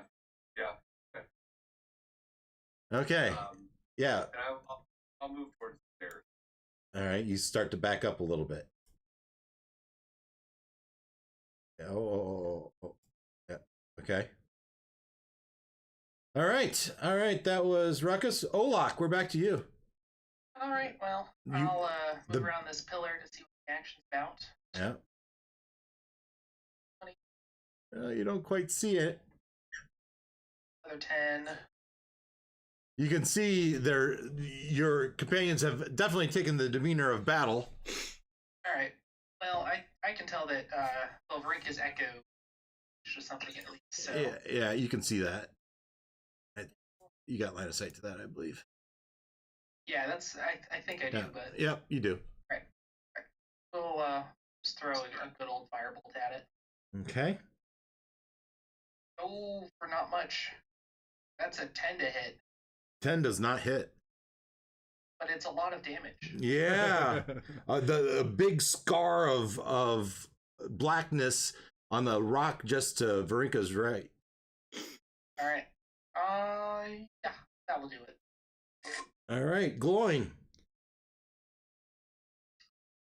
Yeah. I guess I can see that Verrinca is engaged. Oh, Verrinca's not engaged anymore. You see that Verrinca's echo is engaged, yes. Okay. I'm surprised it would have attacked the echo. Well, or the echo attacked it. Yeah. You know what? I got it. Fireball. Get her. We'll just do the bow of magic fist. Ooh. Oh. A nat 20? Good. Yeah. All right. And its damage is a d6 plus 1, so 7. And 10. Right? Plus 10 damage. Yeah, so with this 7. Right? It's max damage plus. Yes, I agree. Yeah. So trying to figure out what I'm looking at here. I see 7 piercing damage. So you rolled a 6. No, you would have. So it would have been 6 plus 6 plus 3. Okay. So 15. Well, a lot of numbers up there. I don't know what the hell. Let's go. Oh, it's the So critical. so the bow of magic missile. What's it? Do you shoot? Is it one magic missile or does it shoot 3 magic missiles? For sure. It's great. So that isn't that usually 3d4 plus 3? That's what I thought. The way magic missile technically works is you're supposed to triple the damage for each missile.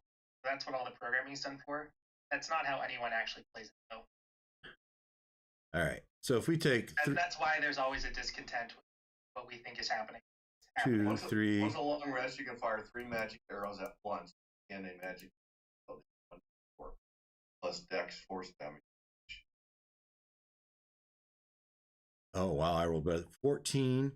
3d4 is 12 plus 3 is 15 plus 14 is 29. So you can either have the 15 from what was up here or the 29 that I just rolled for you.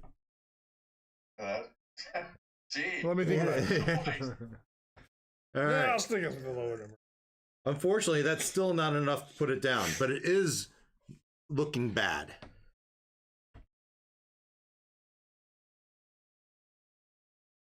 Okay. Okay, Gloin, the wolf's turn. So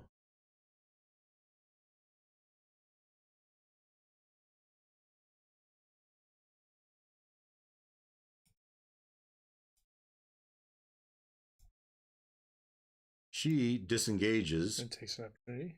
She disengages.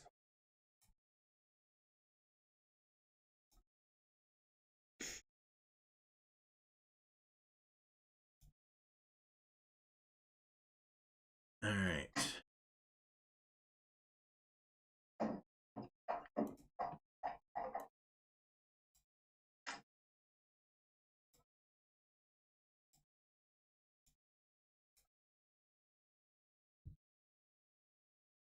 So he takes an opportunity attack as he passes. I agree. Right?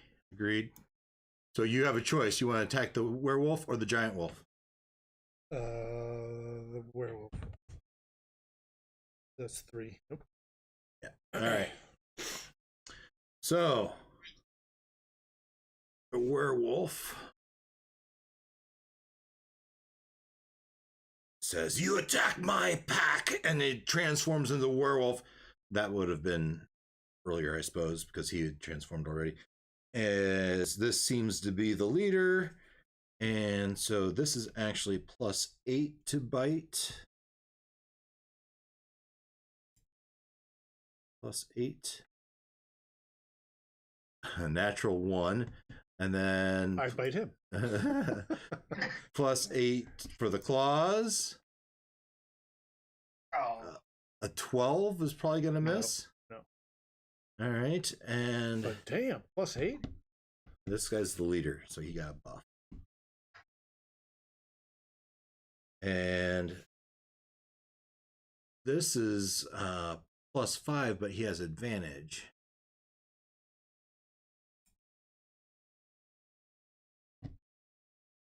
Get me sooner or later.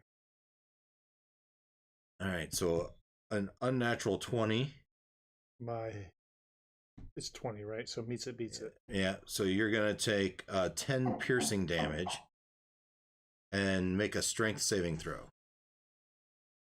are Should you have done. including the +2 from haste? Yes. Okay. 9 plus 3?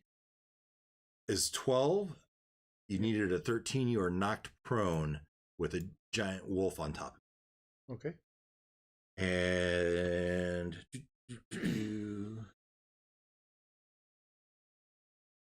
that is their turn. Actually, haste. Or not haste, you can dash.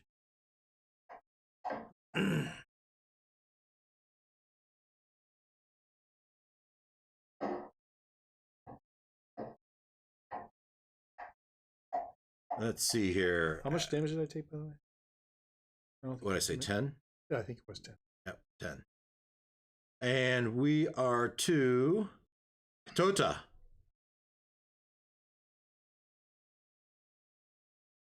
All right. So. Okay.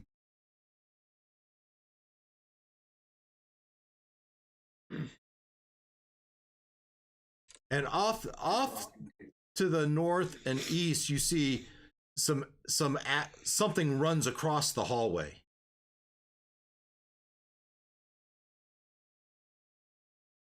Like Wolf, canine. No, up here. Up here.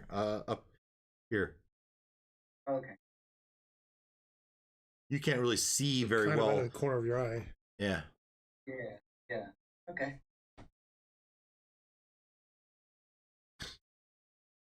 They don't do anything stupid. Hopefully they don't do anything. Let's leave all the stupid to us. Stupid is as stupid does. Plenty to go around. They're flanking. Alright, I'm gonna shoot a firebolt at. Yeah, I'll take water. Is one of them presenting a better target? The werewolf is easier to see. No. Because Verrinca is on the ground, you can very easily see both of them. Okay. The wolf is a much larger creature. If I shoot at the wolf, Okay.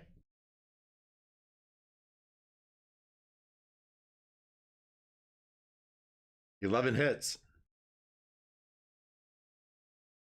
18. Oh. it was 18 hit, yeah. 17 damage. 18 damage. Nice. Thank you. Leave her alone, you big filthy beast.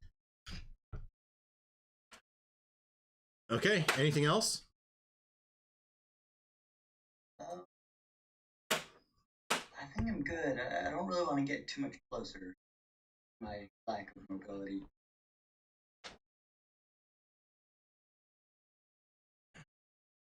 All right. Irina's turn. She's going to go attack the wolf that's on top of her friend.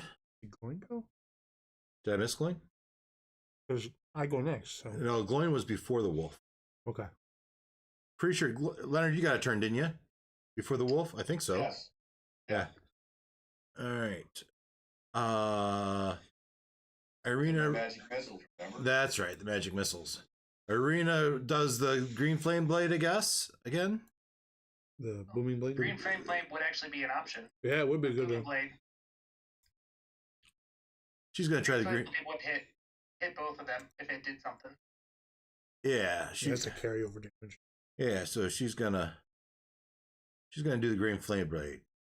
Action. It's again just a regular attack. Regular attack. 23. I probably hit. So 13 points of damage.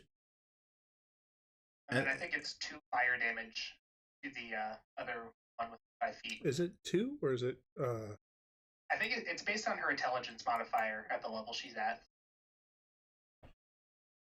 Yeah, 2 fire damage to secondary target.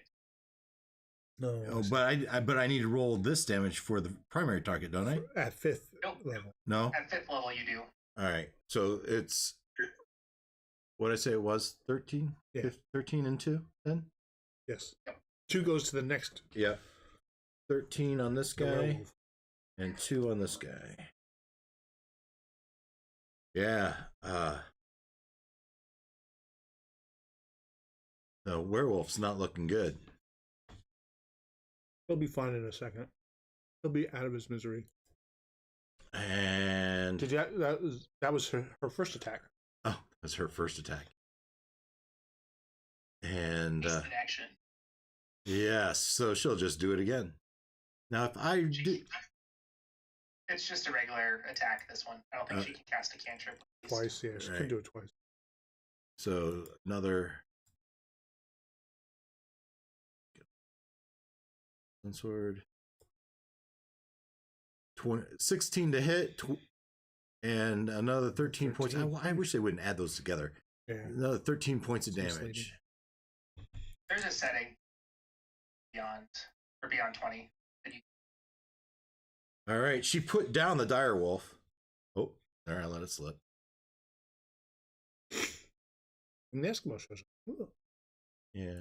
Click on You want to switch over to him? at the end of this round. So this thing's gone. All right. And that was Irina. Verrinca. She could move, couldn't she? Oh, yeah, she could. Yeah, but would she want to? That doesn't feel like what she would want to do. She'd want to come in and finish the werewolf. Yeah, yeah. So I think she's going to stay in there. Oh, he's not there anymore, by the way. Right? Yeah. That is him. We couldn't have seen him anyway. Yep. So we are to Me. Verrinca. First attack on the werewolf. Keep hitting that space. Oh, that was terrible. First miss. Aren't you on the ground? Oh, I had to stand up. Yeah. Yeah. The dire wolf was on top of me until she killed it. Oh, okay. So I stood thought it was up. the other Yeah, one. half your movement, stand up. And that's a 4 plus 7. That's 11. Is not enough on a werewolf. On a werewolf? I can't. I think it's just barely not enough. Really? Yeah, and wolf or hybrid form is just barely not enough. That'll hit for 21. 21. First hit, 6, that's 9. Yeah, you put it down. It looks up to you. Our pack will have its vengeance.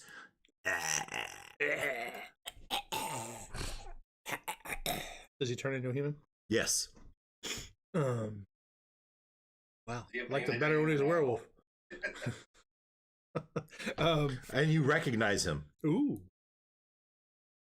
Is he the guy that I was fighting earlier in the town? You were the only one.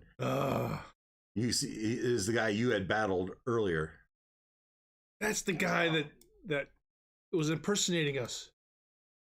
Well, it was with the guy that was impersonating Yeah. Ruckus. Was with the guy, he was not the Right. guy. It was with the guy. So I will use the rest of my turn to. So you have half your movement. So I will walk into that cove that's straight ahead. That's not me. Oh yeah. So I use my movement to get in there. So Oh, my first half of. I mean, you have as much one movement. quarter. Yeah. As much movement as So you I'll want. get far enough to see in, and then Yeah. So- go to the right. Just start moving through, and my echo will follow at like 15 feet behind. Is that my full distance? I can't dash because I actioned.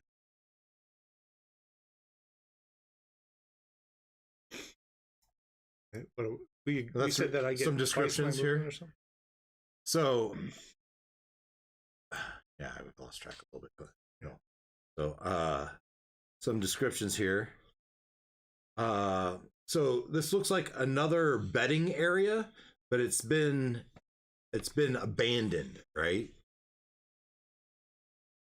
And 6, at the back of this cave hangs a curtain made of human skin. Ugh. Where? Right here, kind of in this. Well, that's disgusting. Yeah. Anybody we recognize? No. So I'll give you with your movement here. I mean, if you want to be here. I want to clear out what I can and engage what I can. All right. I have one more attack. Well, if you want to make a ranged attack, as you get here, you see a group of wolves kind of to the lower side, Nope. huddled. I start pointing and say, hey, over there. Yeah. And actually, this is kind of down, so you can only see the top of their heads anyway. As you see the stairs going downward. All right, that's your turn? Yep. All right. We are to Ruckus. Okay, so You can see that the group, whatever was they had encountered, they seem to have defeated, and they seem to be looking forward to moving on. yep. So here, Is it already 4? We've been playing for 2 hours already? Yeah. You're on deck, Christian. yeah, just, move and dash to kind of in the middle room, I guess, middle of the maze. All right.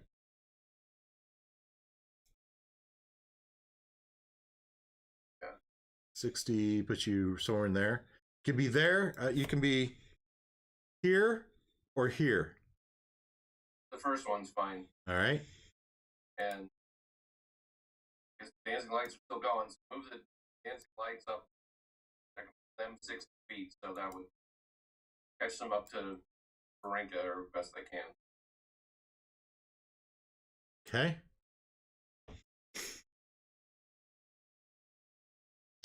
All right. That's your turn? Yep. All right. Christian, back at the peak. Right.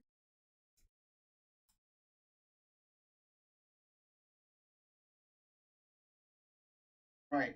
So he's telling me don't do it. I got this bunny nose clue that, excuse me, I haven't the faintest idea what that's supposed to tell me. She points to the picture. She points to the picture. She says Ugalak, and she taps her own chest. And then she points at you and says Stryder. Right. You Stryder, me Ugalak. Yep. Yeah, we got that last time. All right. The picture's just representing her name. Oh. Okay. Don't feel bad, Christian. I didn't get it until just now myself. I was wondering what the heck Bunny Nose. Yeah. I was like, Bunny Nose, foo, buddy, what? Yeah. She was trying to tell you to make yourself smell like a rat. Yeah, maybe smelling around. Well, I'm like, am I supposed to hit him on the nose? Yeah, yeah. Okay. My bad clue. No, it was a great clue. You totally distracted us. No worries. Perfect. As well as I could have. All right. Apparently nobody else did either, too. So don't feel bad. All right. So Still lost. I'm gonna Get him, Ray. he's perched up on his mountain above me. Sure as heck don't want to jump down on top of me. I've got my warding wind running, and I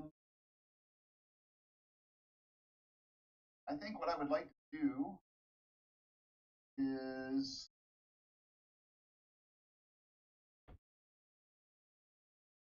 Did you get back to full strength? Let's do it. yeah, very close. But that didn't carry me very far when I got here. either. Fair enough. But- 2 or 3 strikes and it was over. It's pretty hurt, though, isn't it? It Well- has been hurt. Has been hurt.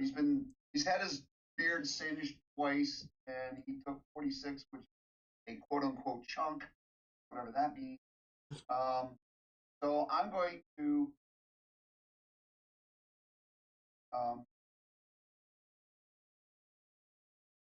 He's a goat. Greatest of all time. The greatest of all time. That's right. He's he's the goat of the goats. He's the goats. yeah. He retired. Well, let's see if we can't topple him. Yeah, Elway retired.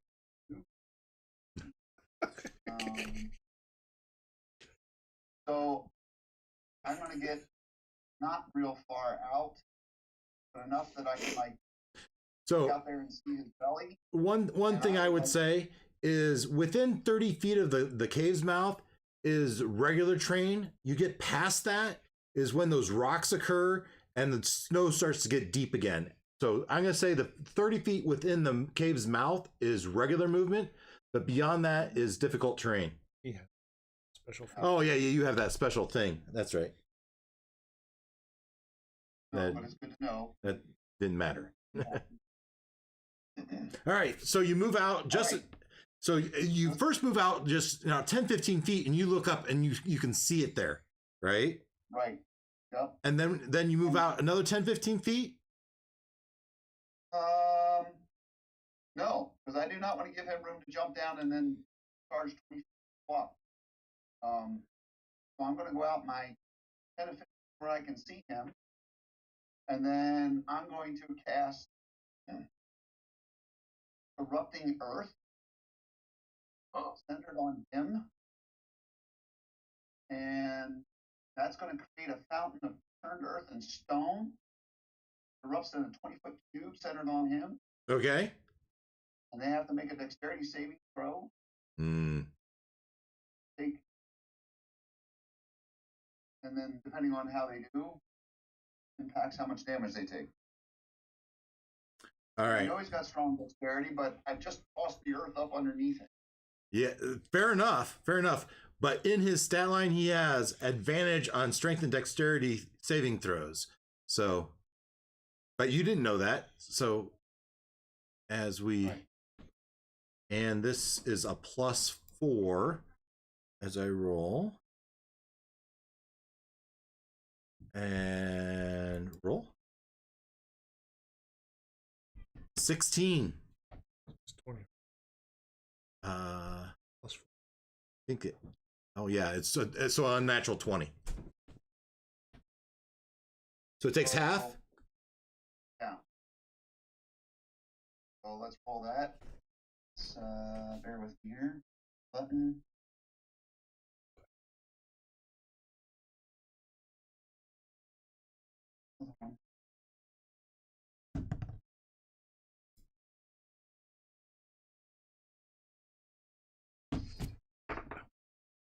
So 9. 19, so 9 points of damage, bludgeoning. All right. And now, again, maybe it doesn't matter to him. That area now become difficult terrain. Yep. Okay. And I mean, I moved a little. Yep. You have some movement. Yeah, I will retreat back.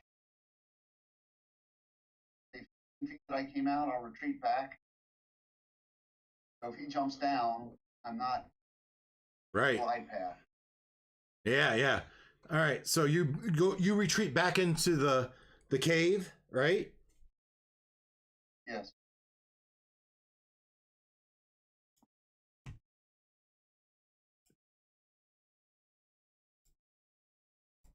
Yeah, you retreat back in the cave and he jumps down to the ground, the cave level, and you think as he rushes forward to right where you were, and you're thankful that you backed into the cave, and it takes a deep breath in,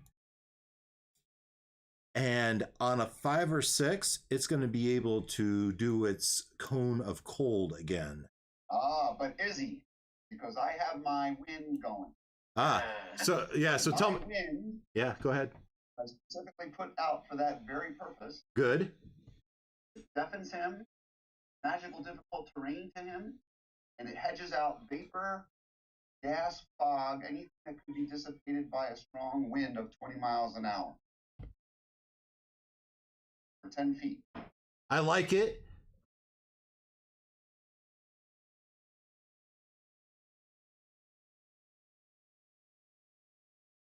Well, first, let's see if he gets his charge back, right? 5 or 6 says he is able to do it, because what you described to me doesn't prevent him from being able to, air quote, cast it, right? Correct. So he takes his deep breath in, and he does it. He's like he's building up energy. And then he just slowly takes 2 steps back, like giving you room to come back out.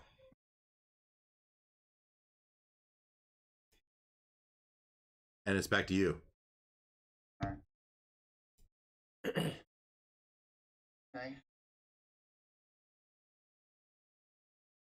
Right.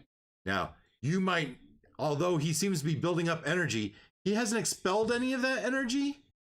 So you might understand that he might have an attack if you were to come out. Okay. As if he held an action. Okay. All right. Just so you know. Yep. Appreciate it. Right.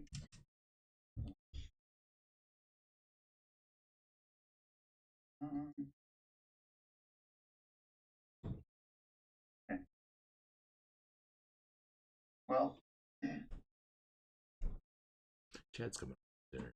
I'm here to put him away. So can I get a sense of how far away he is?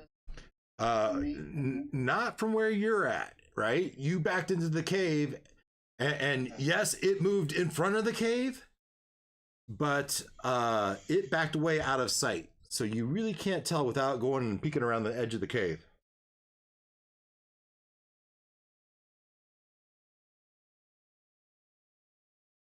So I'm going to say you had to have backed at least 10 feet into the cave, right?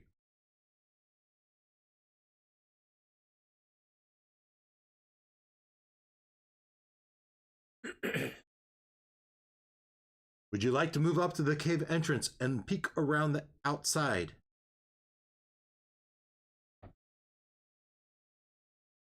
Well, part of me does, but I do not want to unleash whatever it is. No, you don't.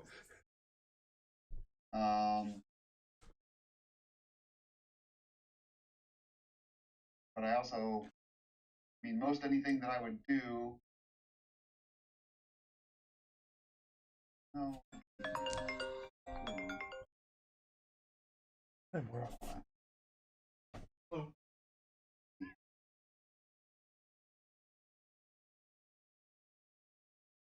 In range. All right.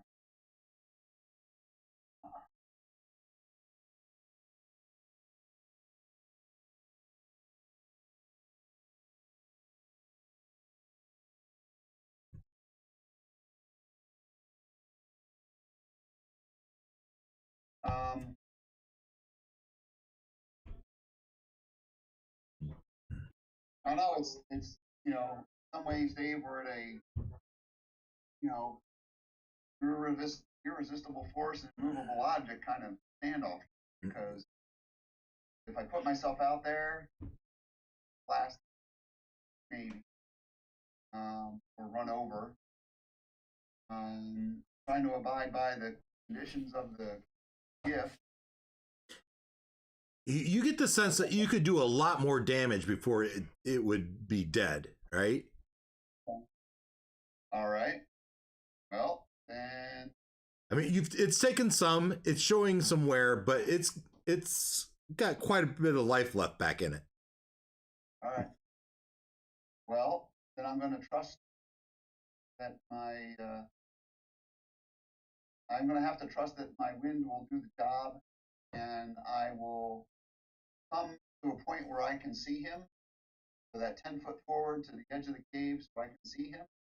He's in my sight, and I will hit him with another blight. Okay. He's to make a Constitution failing throw. All right, this is +6. I guess I could do that here.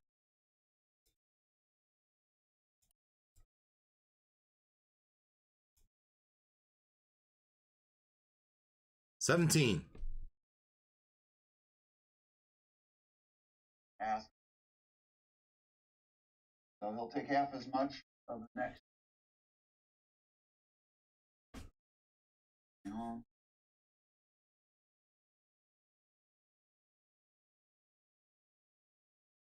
Now, to do that, you had to step out in the open, right? Or at least to where you can see it. Line of sight. Yep.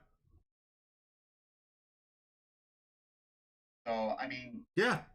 Yeah. So you get your blight off. So let's do that.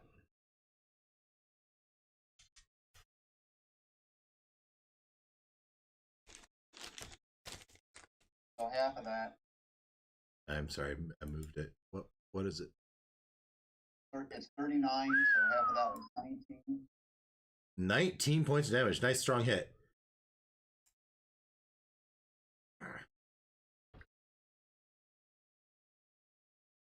Okay. And as you put out and you're doing your oogly boogly, it charges forward, and even though you're in half cover, it rams, and most of the ram hits the cave wall, But let's see how he does. And so it has a plus 10. Is it plus 10? Plus 10 to hit.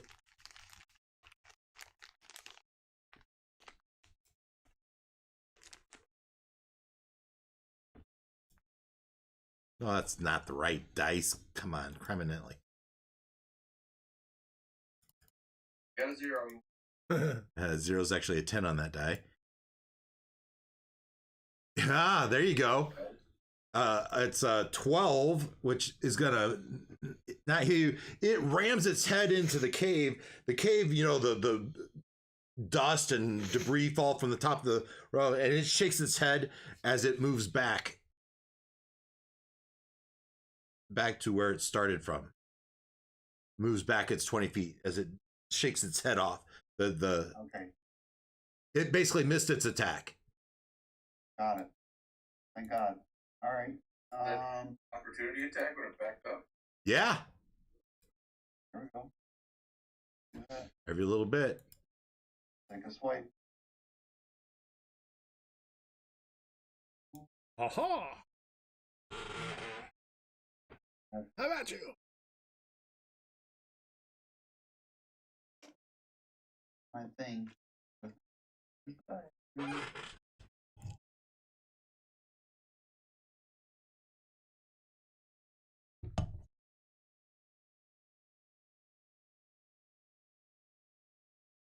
18 to hit him.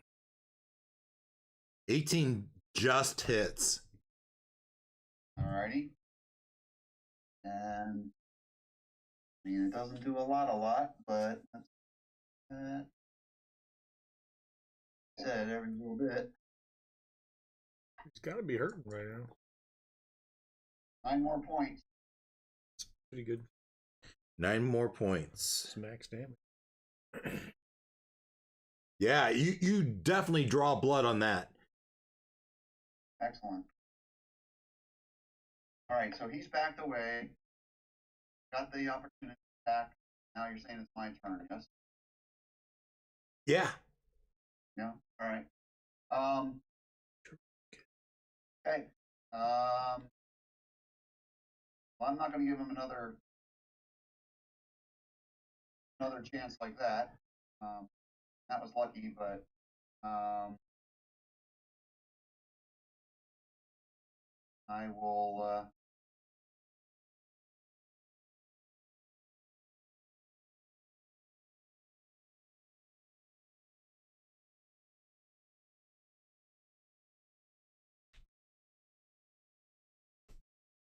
Got a clear shot at him.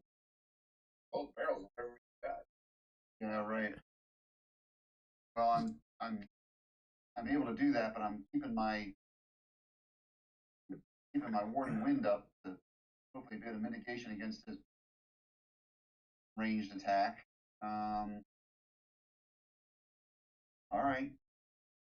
So you step out, you peek around the corner of the cave mountain, and you can see that he is one hoof has been lifted off the ground as it's dripping blood, and he seems to be struggling to keep his weight up. He has taken significant damage.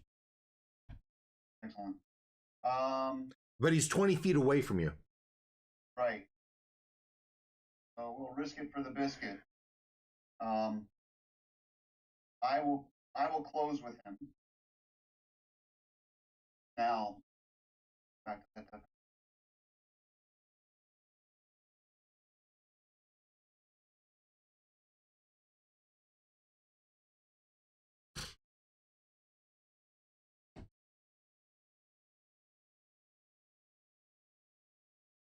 Okay, so if I close, so I'm going to use 20 feet of my normal movement.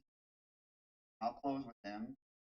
My warding wind is, and make this area around me and around him difficult terrain for him.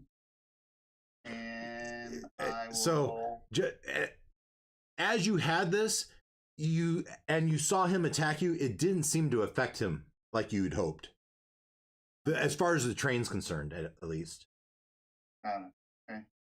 Understood. Well,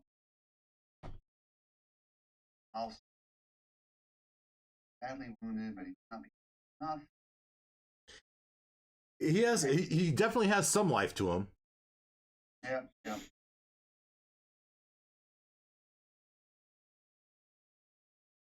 Okay, I'm gonna close him. I can't let him run me again, and so I will close the distance, and I will swipe with my spear again. All right. So you peek out, so you see him hobbled, and you raise your spear over your head, and you go and you charge, and you make your attack. Yes, I would like to. Yeah, go for it. Make your attack.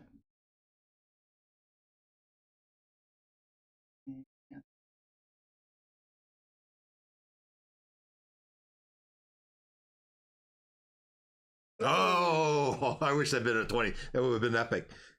But still, 26. Yes, you hit with your spear. All right.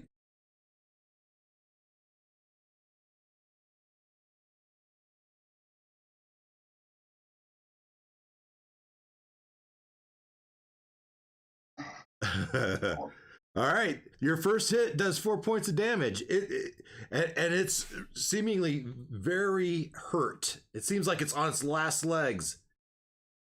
You have another attack? So, I guess I don't know how all this works. Let me tell you what I would like to do. You tell me if I can do it. All right. So, as a bonus action, I can. Tell me, Dave. Well, okay. So, I can't do it. Can't do it. Not if I'm going to meet the terms and conditions. Can't you use your spear again? Don't you have a way to get a second attack in there?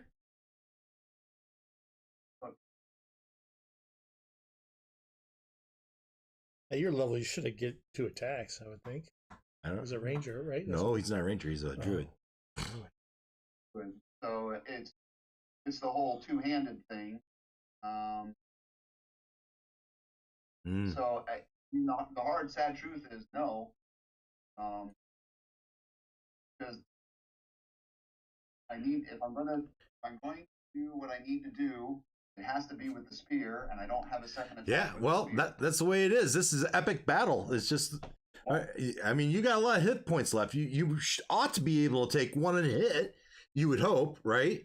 So, and at this point, I'm on him. He can't charge me now. That's right. Right. And it seems hobbled. It's not moving very good. Until it freezes him. Well, that's what he's got the win for. We'll see about that. All right, well, that's it, right? All right. So let's be clear about that. Leonard raised a good point. So I closed, right? I have 35 feet of movement. I went 20 to get to him. Yep. And then I'm going to back up. 15?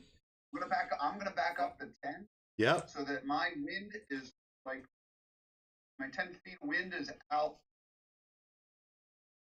in front of me and between me and him. All right. So, it's, as you draw it and it's really bleeding, it hobbles forward. It can't charge at this point because it just can't muster the speed.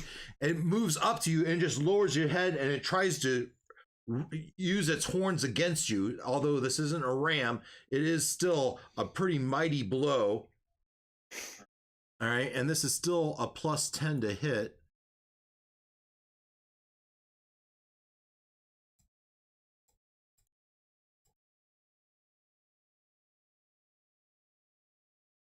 The 28's going to hit you, as he does 3d12 plus 7. Wow. Just hitting you with the horns? He does that much?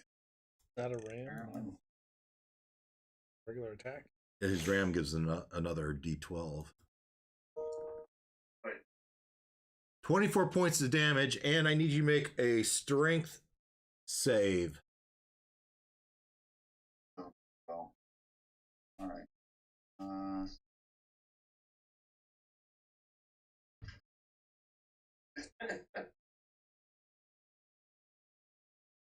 is smashing you.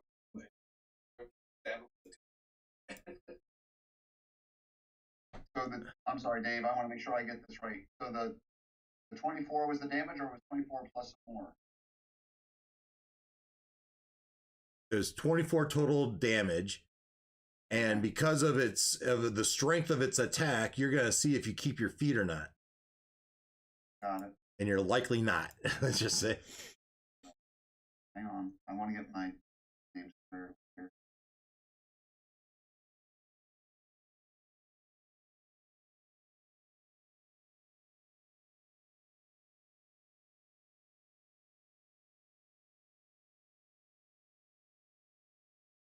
Got that squared away. All right, and now we're rolling for the strength check. Frost, everything.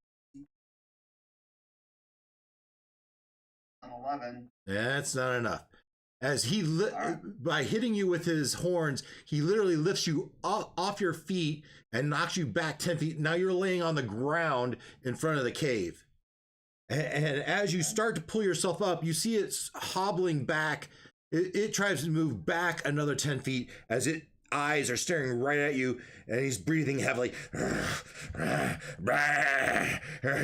It's like just egging you on. It's like, you come at me again, he's gonna ram you again. Back to you. Okay. How far away is he? So at this point, he's 20 feet away. All right. Not thrilled about it. Yeah. Trying to be terms. So I will close with him again, and I will use the spear again. Give me a good hit. Yeah, and yours open.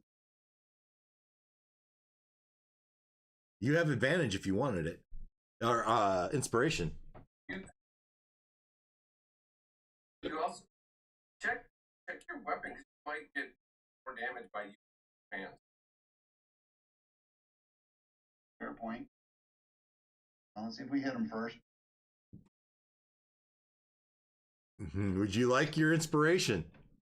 I would. Yeah. Come on now.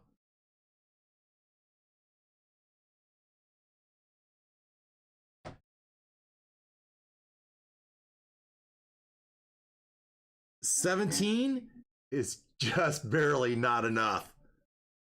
No. So you moved your 20 feet forward. You tried to put your spike through its tough hide. It doesn't quite do it. What do you do?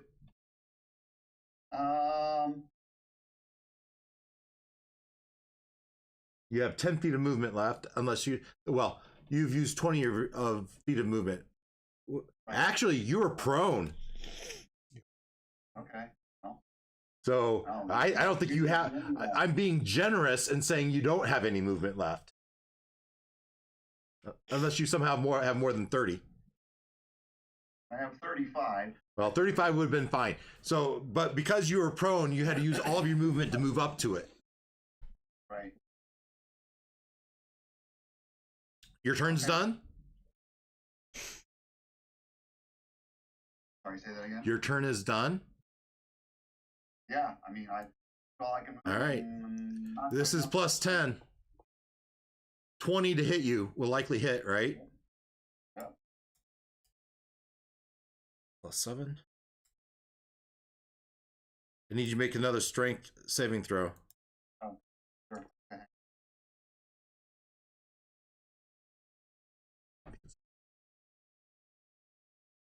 As you just get hit for another 36 points of damage, but now we have to see if you get thrown back 10 feet, knocked prone again.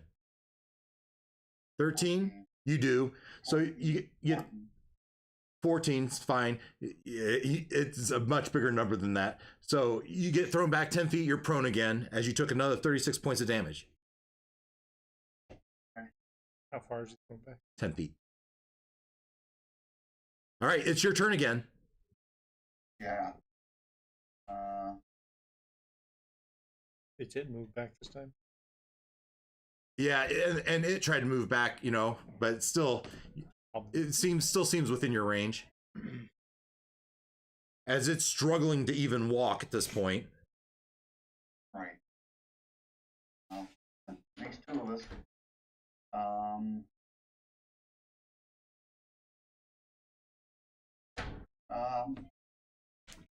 Jiminy Cricket.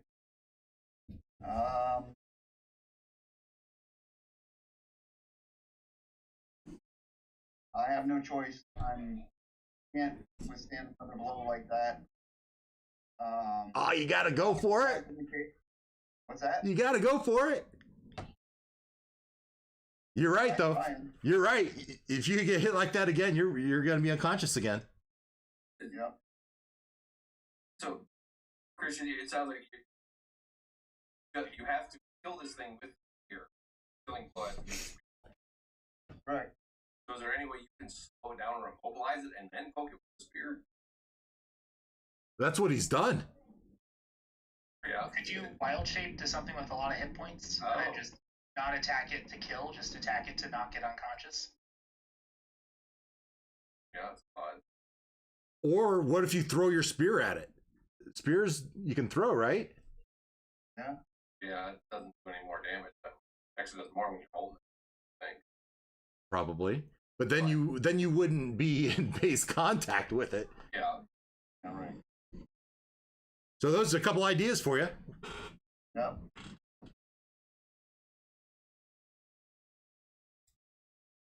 Yeah, if they Alright, like, take So non damage. where am I relative to the cave, and where am I relative to him? You are 10 feet away from the cave, and you are 15 feet away from him. But I'm prone. But you're prone, so you have to use half your movement to stand up. So if you had 35, we'll say you have enough room to close the distance between him if you want to risk a direct melee attack. I can't. So,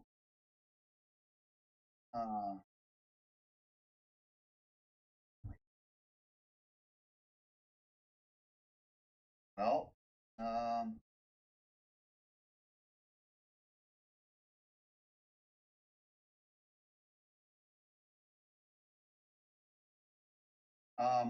well, guess I can go for,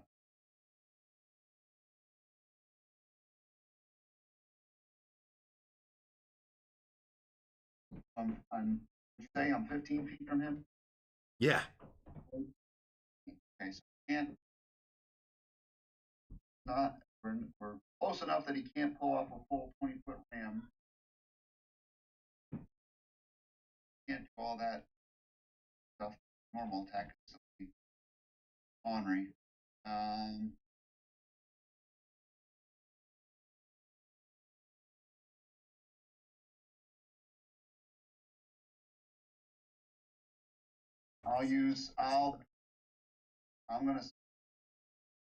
gonna do cure wounds on myself. Half a chance. I'll cast it at 5th level.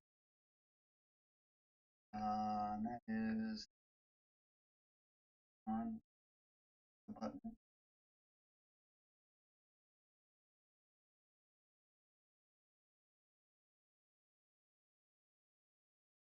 Oh, here.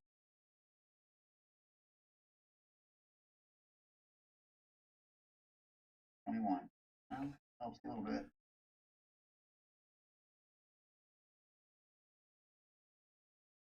What was it 21 for? Hit points. That was my cure wound. Oh, 5th level. you healed yourself for 21 hit points. Did you move? Yep.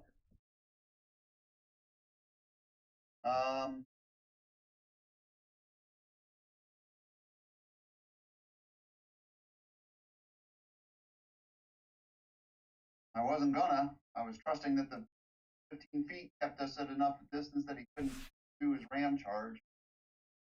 All right. So you got to stay at the 15 feet. Yep.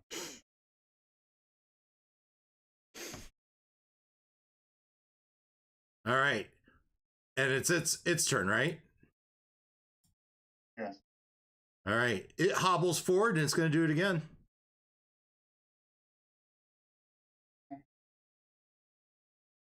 Plus 10, 29. Many. Oh, that's good.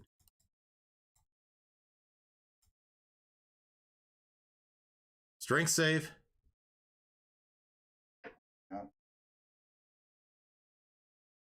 Strong suit. Yeah, you get thrown 10 feet and you're prone.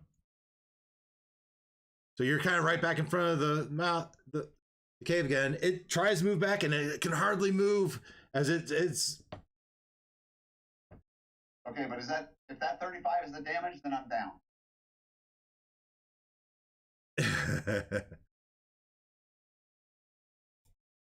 Yeah, that's the damage. All right. Well, then I'm unconscious on the ground. Yeah. Okay. And just as your eyes go down, you feel your feet being dragged back into the cave. Excellent. Okay. Meanwhile, back at the werewolf den. Yep. It was a pretty epic fight there. And it seems well hobbled. You're not dead yet. Okay, so we are back to Olak, I would assume. Yeah, sounds about right. All right. So Verrinca, she shouted off that stuff was off to the right. Yeah. Correct. Yep. All right. Yeah, let's move because I don't see anything. 30, and I still don't think I can see anything. We'll dash. Yeah, you can just. Well, actually, you could probably see into there though. So, get rid of this.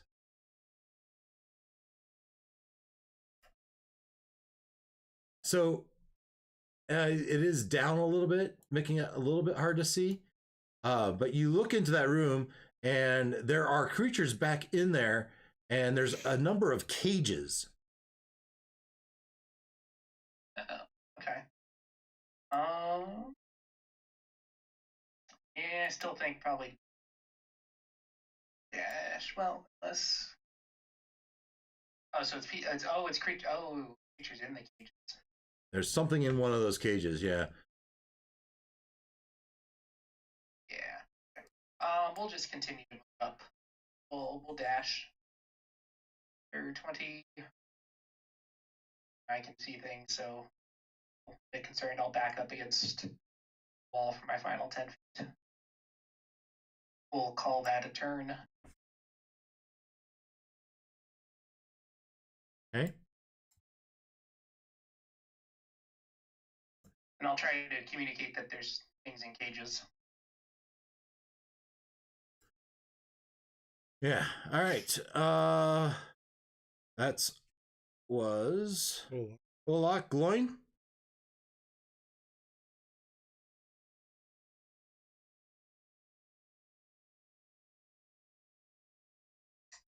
Yeah.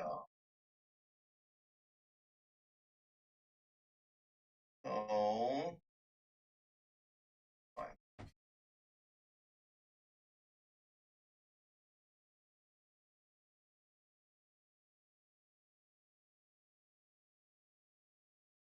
That. Yeah. Okay.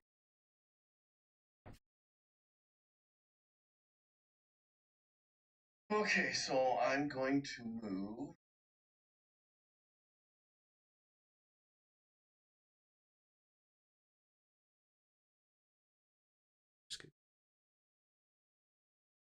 I think that's about 25 right there.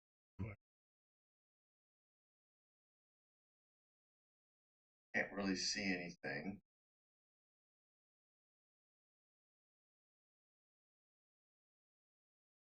Yeah, I'm pretty sure I can't really see anything. Those are behind the rocks. Those are behind the rock. So all I can push yelling. Yeah. Okay.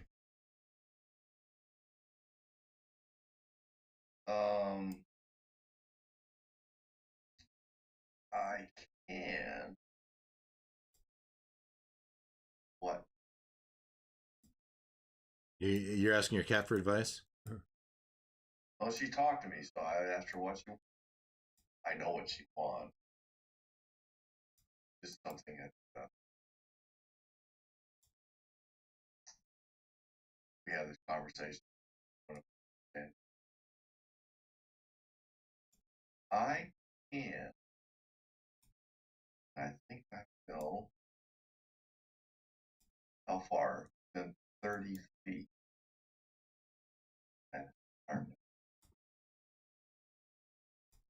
Each hostile creature. Okay, so what is 30 from you? It's not in there far enough, though. He's like, yeah, first couple steps. Never mind. Actually, that might not be a bad idea. Let's go ahead and do that. At 30 feet, I am going to cast Channel Divinity, Radiance of the Dawn. As an action, you can use Channel Divinity and present your holy symbol to dispel any magical darkness within 30 feet. Each hostile creature that doesn't have total cover within 30 feet must make a con saving throw of D17 or take 2 D10 plus 9 radiant damage. 30 feet of you, or you can cast it 30 feet away.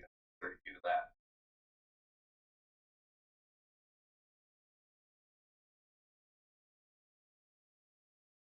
Present your dispelling magical dark within 30. Oh, yeah, okay. Never mind, that doesn't work. I thought I could do it 30 feet from me. Okay. That doesn't work.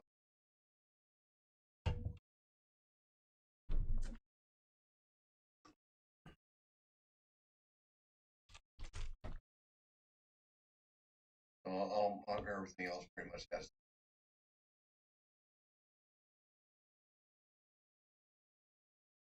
I suppose I could just cast a fireball and hopefully I hit something.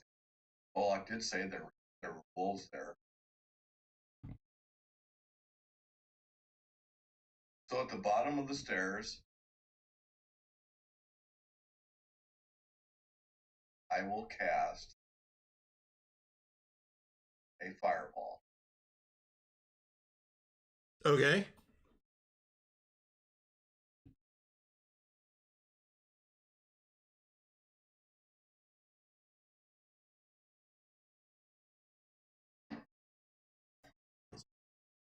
How good's my guess? Yeah, 20-foot radius. They get deck save. All right, so that's your circle. Okay. All right, deck saves. Let's see here.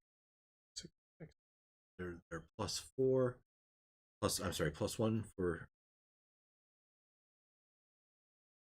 +2. +2. These are all +2. 1, 2, 3, 4, 5. These are all +2. All right. Pass, 2 pass, and 3 fail. So the 3 fail would be 26. 20, Pass. 26 points. Yes, 26 fire damage. All right.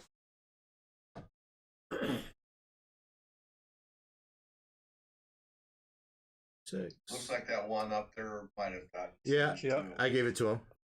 26. 3 and so 3 passed, or 2 passed, 3 failed.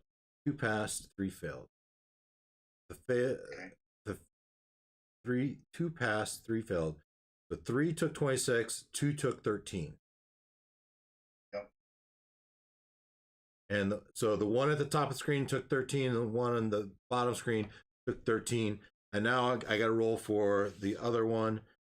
The werewolf has only a +1. And so it takes 26.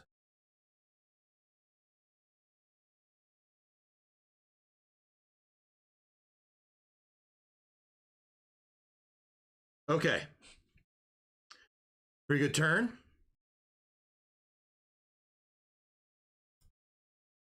And so that's your turn? Yes. All right. On its turn, on their turn, the dire wolves, they come out and kill you. No.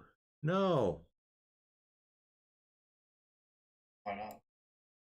Because The cowards. You just flash fried them. 15, 30, 40, 50. Check again. At 50 feet of movement. All right, so his movement moves him to here, to here, to here, and he makes a jump. Lands there and swims to there. And they all follow suit.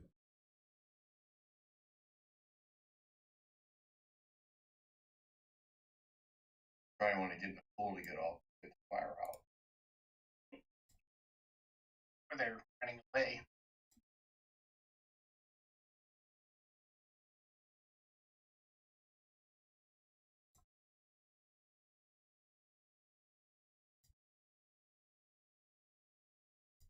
Make sure he has the same movement.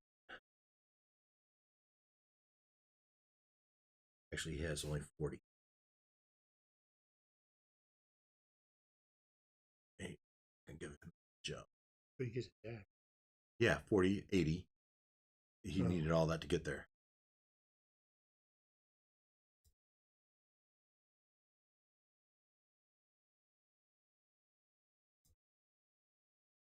And so they see you, but they try to hug the wall. Come on, get off. I get a swing. Yeah, but they don't know that, right? I only get to swing at the first one. All right. It's 18. 18's going to hit. And it's 1 plus 3, so 4. 4 points of damage. All right. They have 50 movement, though, so. Looks like Ruckus might get a shot, too. 50.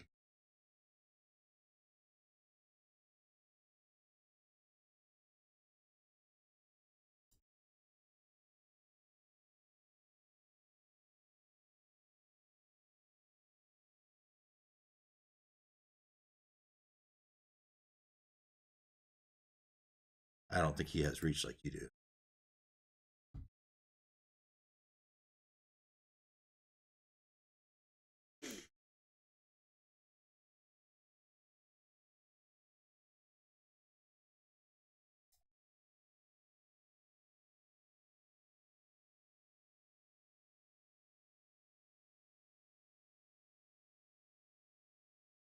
So this one is a cute little one.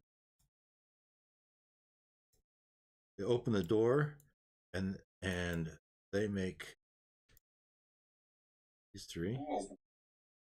They open the cage and let it out, and they move forward, and we are back to Katota. So Katota, where are you at? A parade of wolf Exodus.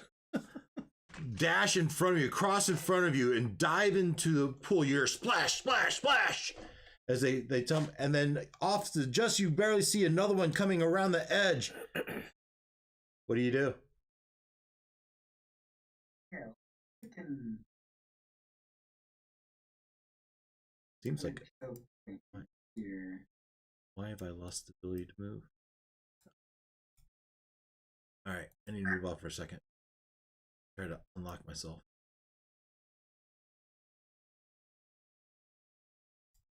Be able to select one. See if I cast web.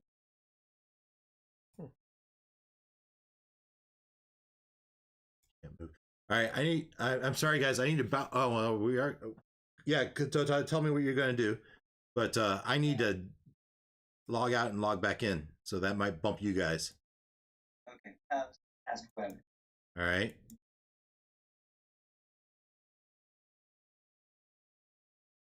Irish. Okay.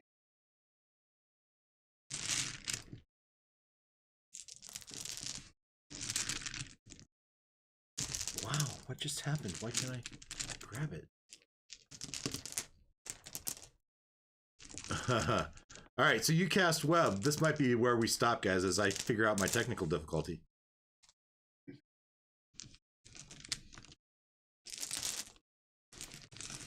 It's like it knew it was time to be done.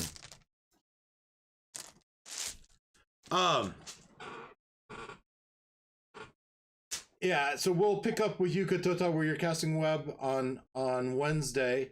Hopefully we don't get so much snow that I much prefer meeting in person. So hopefully we can. But if it turns out it's dangerous or Christian is too hobbled, hopefully this is nothing for you, Christian. Yeah. Now, Christian, one question for you. When you were figuring your total hit points, did you remember that you had 10 extra? Yes. All right. I felt like I did. Okay. I for some reason I didn't think I had you quite that low yet. So I knew you were close, but I thought you still had like 10 hit points left. Maybe my math was off. He didn't heal all the way back up.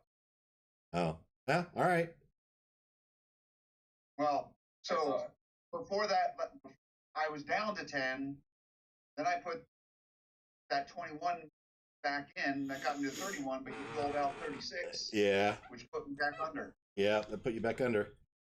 But so, I mean, that's the bad news. She's got a bag of berries, so that's a good thing. Yeah, so she pulls you back in, and she's like crying over you as she puts another mouth, and she frantically squeezes, and she looks to see that you get healed back up. And I guess that's where we'll start. So on the one hand, I hate for this to be, you feel like you're overwhelmed, Christian, but on the other hand, it needs to be an epic battle for you to really just, earn your reward. Absolutely. No, I get it. It seems like it was, I as opposed to Thursday, I thought this was a good fight. Yeah. All right, guys. 5 p.m. I think that's where we'll end it, and we'll pick up here on Thursday. Starting with, help me remember, so we're gonna start with you. Okay. I'm making a note in my notes. All right, guys. All right, we'll see you Thursday. See ya. Yep. Bye, guys. Bye bye. So, trying to figure out how long should a glaive be. Yeah. I'm like, all right, so it's got to reach 5 feet plus me, more than 5 feet from me. I would think probably 6 feet tall. I was thinking 7. I was looking at the model here, right? Did you ask? This is proportional. Right? It's to fair. scale. Yeah. So it's a Goliath, and the 7 foot is what I measured. And this weapon looks like it's almost as tall as her. So I was going to do some research online, maybe look at medieval weapons, see if there's something on size. Yeah. So length of a glaive. I think this is going to convince me to just pull the trigger on getting an Amazon Prime. 7 feet. Well, wait a minute. So the blade is 18 inches long on the end of a 7 foot. So it's 7 foot, 18 inches. So it's 8.5. Ooh, it's long. Yeah, that's gonna hit the ceiling. Yeah, it's longer than the ceiling. I mean, then it comes to, do you really want it that long? Well, yeah. I want it to be So a real weapon size. All right. I want it 100% to scale. So that means it's 7 foot, 6 inches. Watching some of their videos, they make it so they can come apart. Right, and that's what I was gonna, for sure, make it at least 2 pieces, maybe 3. I mean, you want to be able to put it in your back seat. Well, you want to be able to put it in more. You want to make it transportable. Right. That's exactly. So I figured the blade, if the blade is only 18 inches, that's not very long at all. I think 18 inches, right? That's the all it placemat? is. Yeah. That's not nearly big enough. I'd take off my pants, but that's a little crude. 18 inches. Yeah. So I'm thinking it's got to be more than that. I think it's got to be more like 2 feet. It's about pretty much that placemat. Yeah. It's got to be longer than that. My glaive is the glaive is a class, right? And yeah, I imagine the blades start at 18 inches, but they probably can go longer. Right. My glaive looks more like that D. But so, if F is the short version, D is one of the longer versions, it looks like it's at least another 6 to 8 inches long. I think I did. Nice discussion on the glaive, huh? You can edit it. Yeah, I can. I can't actually because that was live. Oh. End stream. It'd be so yeah, I think it's